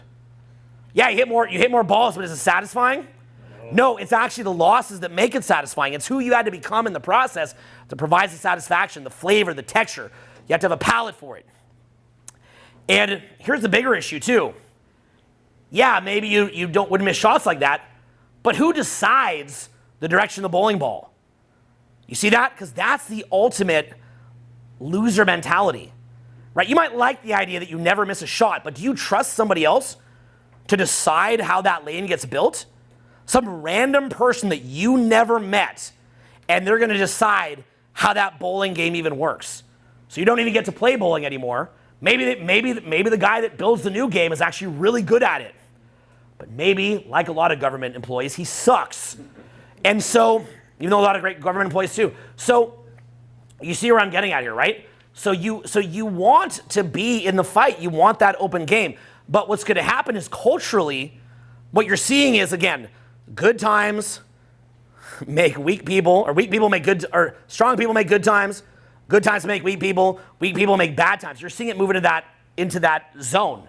And what's going to happen is that when the dust settles on that, okay, like after the lockdowns, when the dust settles on that, you're going to see a lot of people awake. And we are actually in something called the culture war. This is a real thing. It's a culture war where they destroy people's lives if they have a different vision of what culture looks like. Mob people like a pack of hornets and destroy them, get them fired, and ruin them. It's a culture war. And that's because the internet has thrown culture into chaos, right? But when the dust settles on this, America is going to have to rediscover itself. And that's why I talk about this. This is who you are, okay? You have the capacity to stay in the fight and to determine your own outcomes. You really, really, really do. You have so much energy. You don't even realize how much energy you have, by the way. You have crazy, vast amounts of energy. I mean, you really do. It's just, if you don't feel it, it's because you're not tapped into the right projects. You're not around the right people. You're not inspired, right? So when you walk around low energy, trying to caffeinate yourself and so on and so forth. A little caffeine is not going to kill you, but you know my point, right? So you've got crazy, crazy amounts of energy. I can promise you that as I'm looking at you guys, there's potentials in you that you don't even know, which you have access to. Insane potential. You guys have crazy potentials that are not even awakened yet. And then we're ready to give away our humanity to AI before we even understand what our humanity is. You think that you weren't given the tools that you need? You were, okay? So your potential is insane. And that's what I want to just leave you with, okay? Your potential is insane. This is what I would tell you, okay? And human beings, we can be everything from a sloppy fucking derper to someone of great potential. And we can sit there just saying, oh, I'm a fucking retard. Or you can say, I am a child of God. I do have potential. There is something more in me. And we can, rather than demoralizing each other and saying humans are a virus or whatever the fuck we can say humans are beautiful and we have incredible potential. Like we really, really, really do, okay?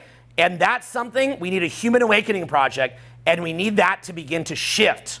Back in the day, church could have served that function, but church, in my view, there's some incredible churches, but I think a lot of modern churches have got so used to losing that it's almost like, they just run out on the street like, you're gonna go to hell if you don't read this, stuff like that. It's almost like they're trying to lose at that point. There's no legitimate attempt at real outreach.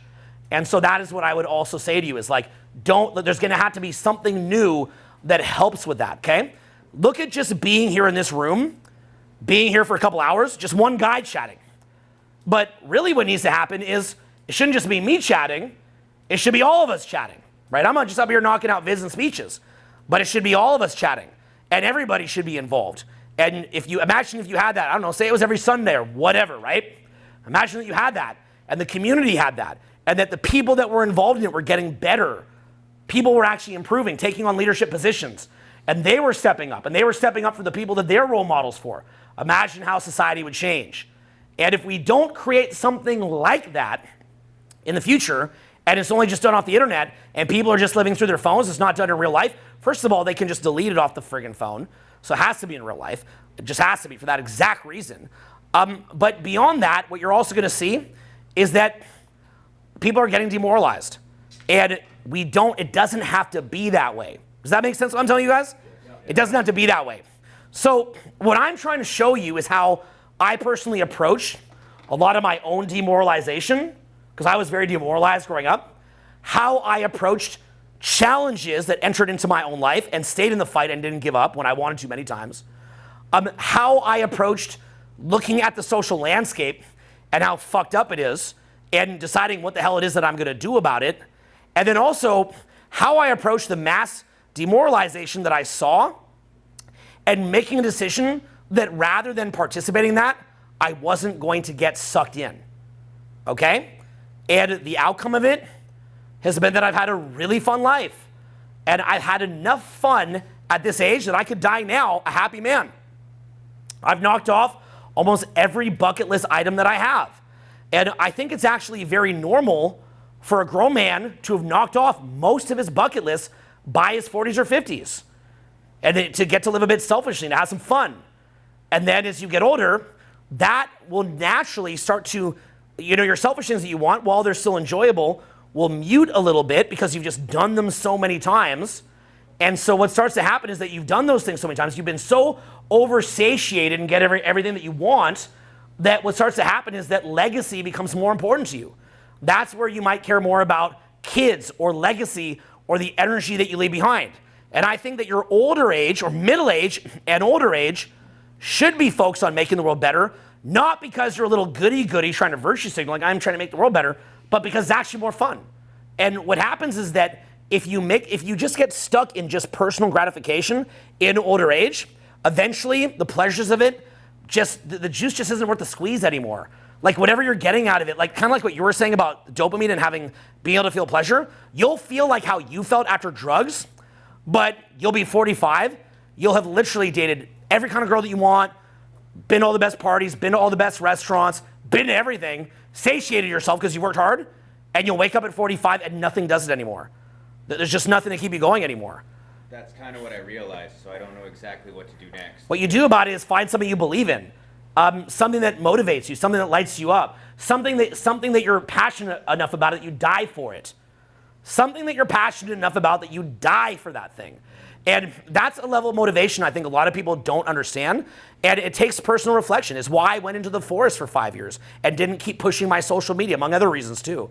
But it's why I spent so much time in nature. I had to really do a lot of soul searching and be like, well, what do I want to use that time in my older age for? Is it just to compete? Is it, if you guys remember back in the day how competitive I was in business, any other coaching company similar to mine had no oxygen.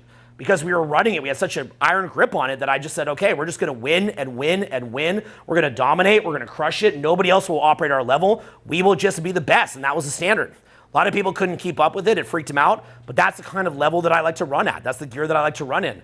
And I did that, and for so long, I couldn't even handle the idea that we were not just dominating and being the dominant force. But at a certain point, when you've won the game so many freaking times over, it's like a video game that you've beaten the shit out of. You've won the game over and over and over and over. At a certain point, you're like, well, what video game am I even playing anymore? Like, what am I even doing or even playing anymore at this point? So is winning just me getting more clout, more fame, more money, more sex, more restaurants? Or is there something past that? And what'll happen is, it's just a video game. Like getting the money, getting the girls, all that stuff, it's just a video game, okay? And so what happens is that you'll get to a level in that video. Now, a lot of guys want to pretend like, I'm at that level now. Like, come on, man, show me your bank. Like, show me the Instagram last 5 girls you date. Like, bro, you're probably not there. But you can get there with applied strategy and execution. And because human beings are so intelligent, you will get there. Like, you will get there. You will get there. Because you're human, which means you're crazy fucking smart.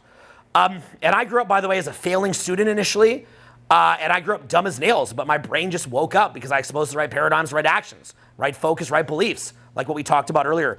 Beliefs, focus, physiology, self-fulfilling prophecy, get in a flywheel, your brain will wake the fuck up. I mean, you'll wake up real quick. You'll start stacking wins real quick. So you'll stack wins, stack them, stack them, stack them, stack them, stack them, stack them. I think that that's what you want to do when you're young. You could be selfish. It's fine. Stack a lot of wins for yourself. Don't let anyone tell you it's just selfish. You got to do it. What even good are you to other people if you can't stack some wins for yourself? So go stack a lot of wins.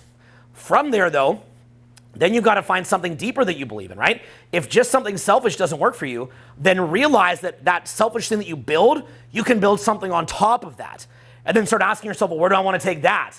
And then that begins to inspire you, and you start building collectives of friends around it, and people that share that same vision, and whole entire lifestyle around it, and all sorts of things that you're doing that wake you up every day excited. And then what happens is that you're starting to now tap into deeper parts of your brain. It's like little unlocks that never would have happened if you didn't do this. Your brain will unlock as much potential as you stimulate it to, is what I would tell you, okay? It's kind of like busting a nut. You know what I'm saying, right? Like however much you jerk off is how much nuts you're gonna bust. And in the same way, just gotta throw that in there. And in the same way, your brain is gonna wake up to the extent that you activate it. Your spirit's gonna awaken to the extent that you activate it, right? In the Bible, in the Gospels, things like the Tao Te Ching, the power of now, we learn how to activate the spirit, we learn how to activate and awaken the soul. How much do you want to activate it? How much do you build your business and focus on activating that? How much do you build up your potential and focus on activating it?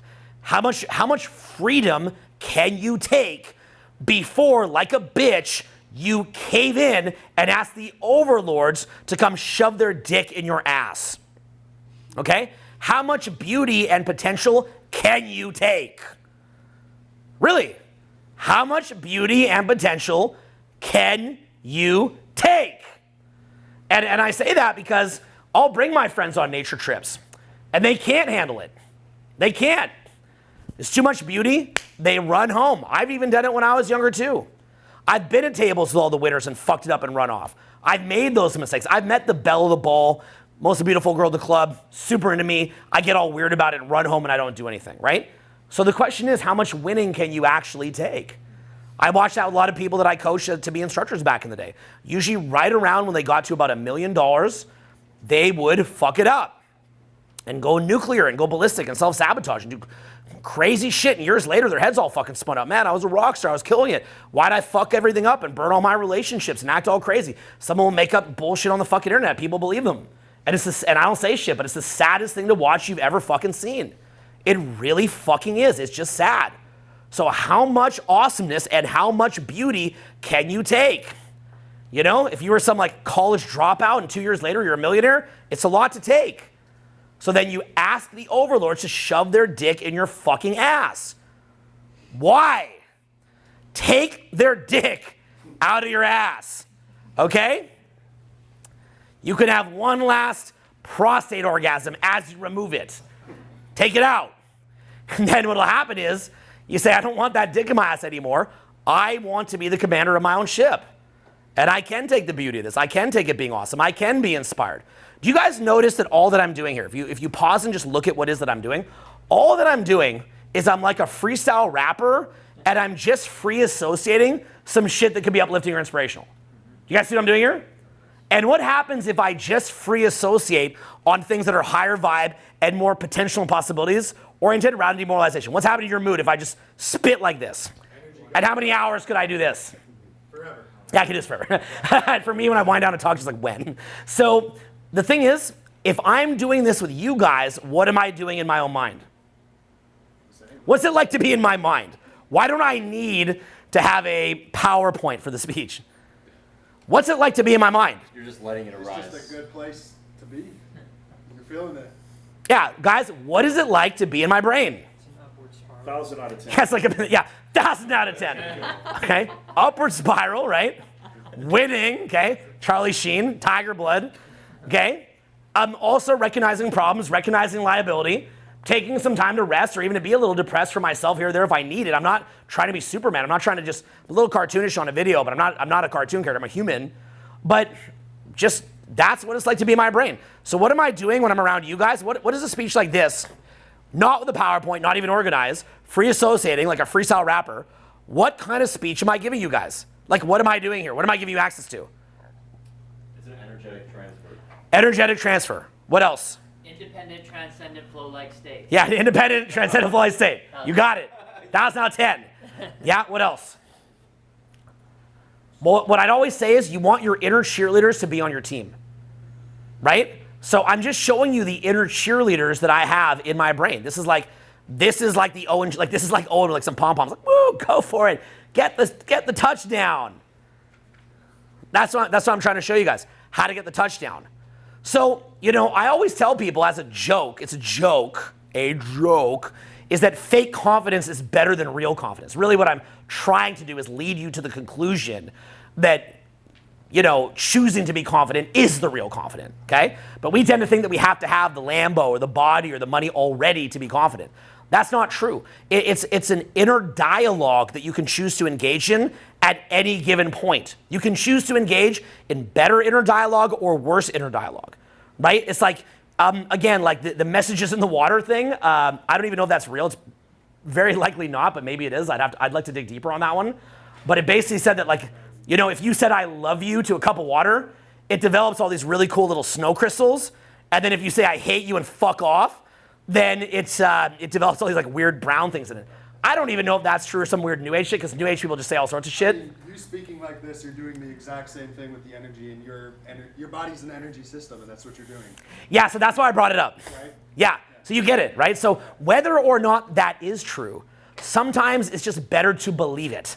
So even though I'm not even sure if that messages in the water snow crystal is fucking more of this New Age bullshit or real, I'm just going with that it's real. Does that make sense? Because some things you need to research, but does it really impact you if it really has the snow crystals or not? No. Okay? It's just a belief. Some beliefs you want it real accurate. Some are just a belief that's on your team anyway. You're just better to believe it, right? So that belief that, you know, the snow crystal comes from saying, I love you, you're awesome, you're amazing, you have potential, you can fight through this, you can find solutions, you can believe. If you have that in your brain, what does that do to your system? What happens when you get around the wrong people? People that demoralize you, people that scare you, right? There's a degree to which you might want to be scared to assess liability and threats and not just bury your head in the sand like an ostrich, but that should be intermittent periods of liability assessment and understanding the playing field better, understanding the lay of the land better. Abso-fucking-lutely know where the rocks are. If you're in a boat, you know, if you're in the Titanic, you might want to know where the fucking iceberg's coming. Don't just be like, believe driving the iceberg. But simultaneously, while that is true that you've got to be assessing risk and liability, you don't need this overactive amygdala just hyper vigilant all the time in a state of fucking paranoia, constantly seeing obstacles, never able to be promotion oriented, always prevention oriented. You want to be promotion oriented. You want to see opportunities and you want to believe in your potential. So the way that I view it, and I jokingly say have fake confidence, what it simply means is study the structure of confidence. So you remember I started this by talking about you and then the shifts in thinking that we kind of go at that are hyper fucking potent. When I'm teaching somebody, these are the mindsets that I'm trying to infuse the person with, or to inculcate them with, or to indoctrinate them with, or whatever you want to call it in a positive version. I'm trying to get that in your head and get you around that energy. I'm trying to create that kind of energy and get you around that. And if I can get you around that for, you know, a period of time, it starts to get in the mind a little bit. Maybe those little snow crystals form or whatever the fuck, and you become a different version of yourself and a more evolved and more powerful version of yourself. And look, it's not for everybody. Like, again, if you're satisfied playing fucking Morrowind and smoking a joint and you got a bottle of Vaseline and a fucking sock, and that does it for you, I'm not trying to make you put down the crusty sock. If you like that crusty sock, man, bust some loads in the sock. Okay, if that works. But in my case, I tried, and as many socks as I could fucking crust up and, you know, try to drink beers, watch hockey with my dad and stuff, it just didn't do it for me. I just didn't find it helpful. So I began to look at other ways, and via the process of coaching and so on and so forth, what happened was, he likes the crusty sock jokes. So he found you something to live for. He lives for crusty socks. Yeah.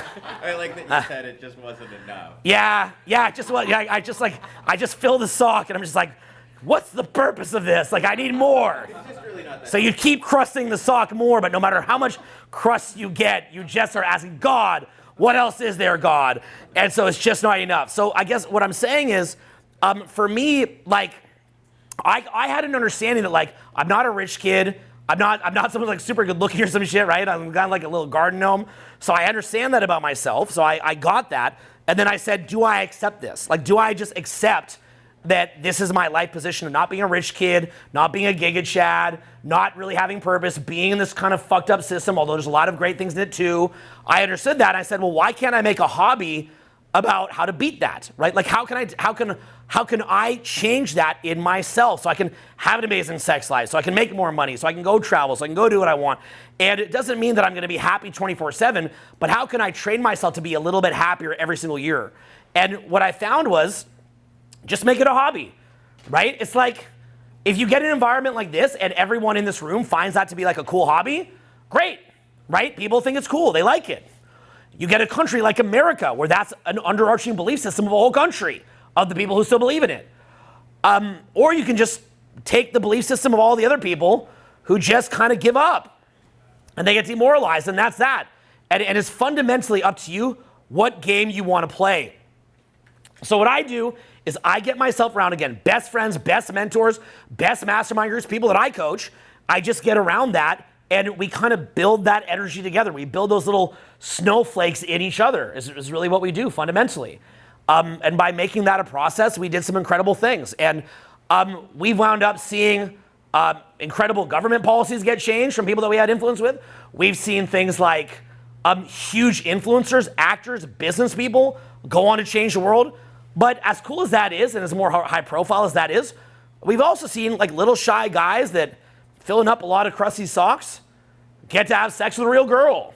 Or guys that just hate their 9 to 5 wind up making a cool little funnel on the internet, make an extra $5,000 a month, and actually getting to travel around, maybe live in van life or doing some camping or having a little bit more fun, right? And everybody's got to start somewhere. But we've also seen, I've also coached guys that are mega rich and how to find that next level. So wherever you're at, it doesn't matter, right? Like you're where you're meant to be spiritually, and in your evolution, you're exactly where you're meant to be. The best time to start would have been, however longer ago, but the second best time is right fucking now. So I would just say start it now. And again, like I said, potential, belief, optimism, recognition of liability, but taking personal accountability, taking control, massive action, love, unconditional love for yourself, unconditional love for other people, realizing the potential that you have, walking the path, watching components of your brain unlock, creating those unlocks, stimulating those parts of your mind to unlock, simulating a growth of your core essence, your spirit, your connection to your creator, your appreciation for life, your capabilities, your legacy, what you pay forward, the ability to laugh and laugh and laugh and have fun, the ability to smile, the ability to power through, taking challenges that come up and using those like a pole vault to leap up to the next level, knowing that God put that in front of you in order for you to transcend, seeing that as you being exactly where you're meant to be,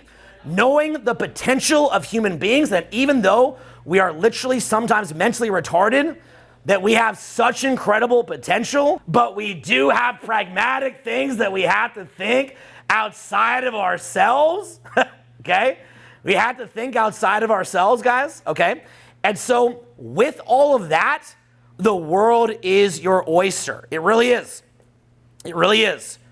So like I said, what I try to do here, I'm just kind of like a freestyle rapper, just letting you inside my brain. And can you guys now see why my kids are pretty pumped up? Yep.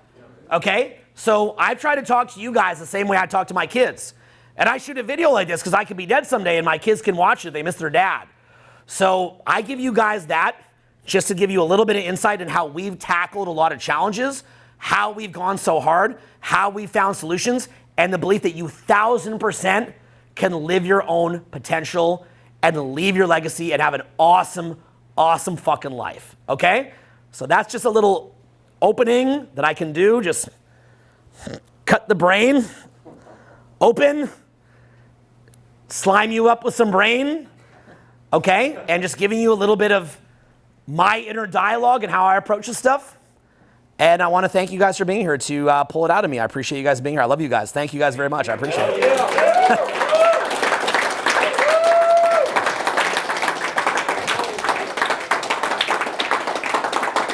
Appreciate it, guys. Thank you. Thank you, thank you, thank you.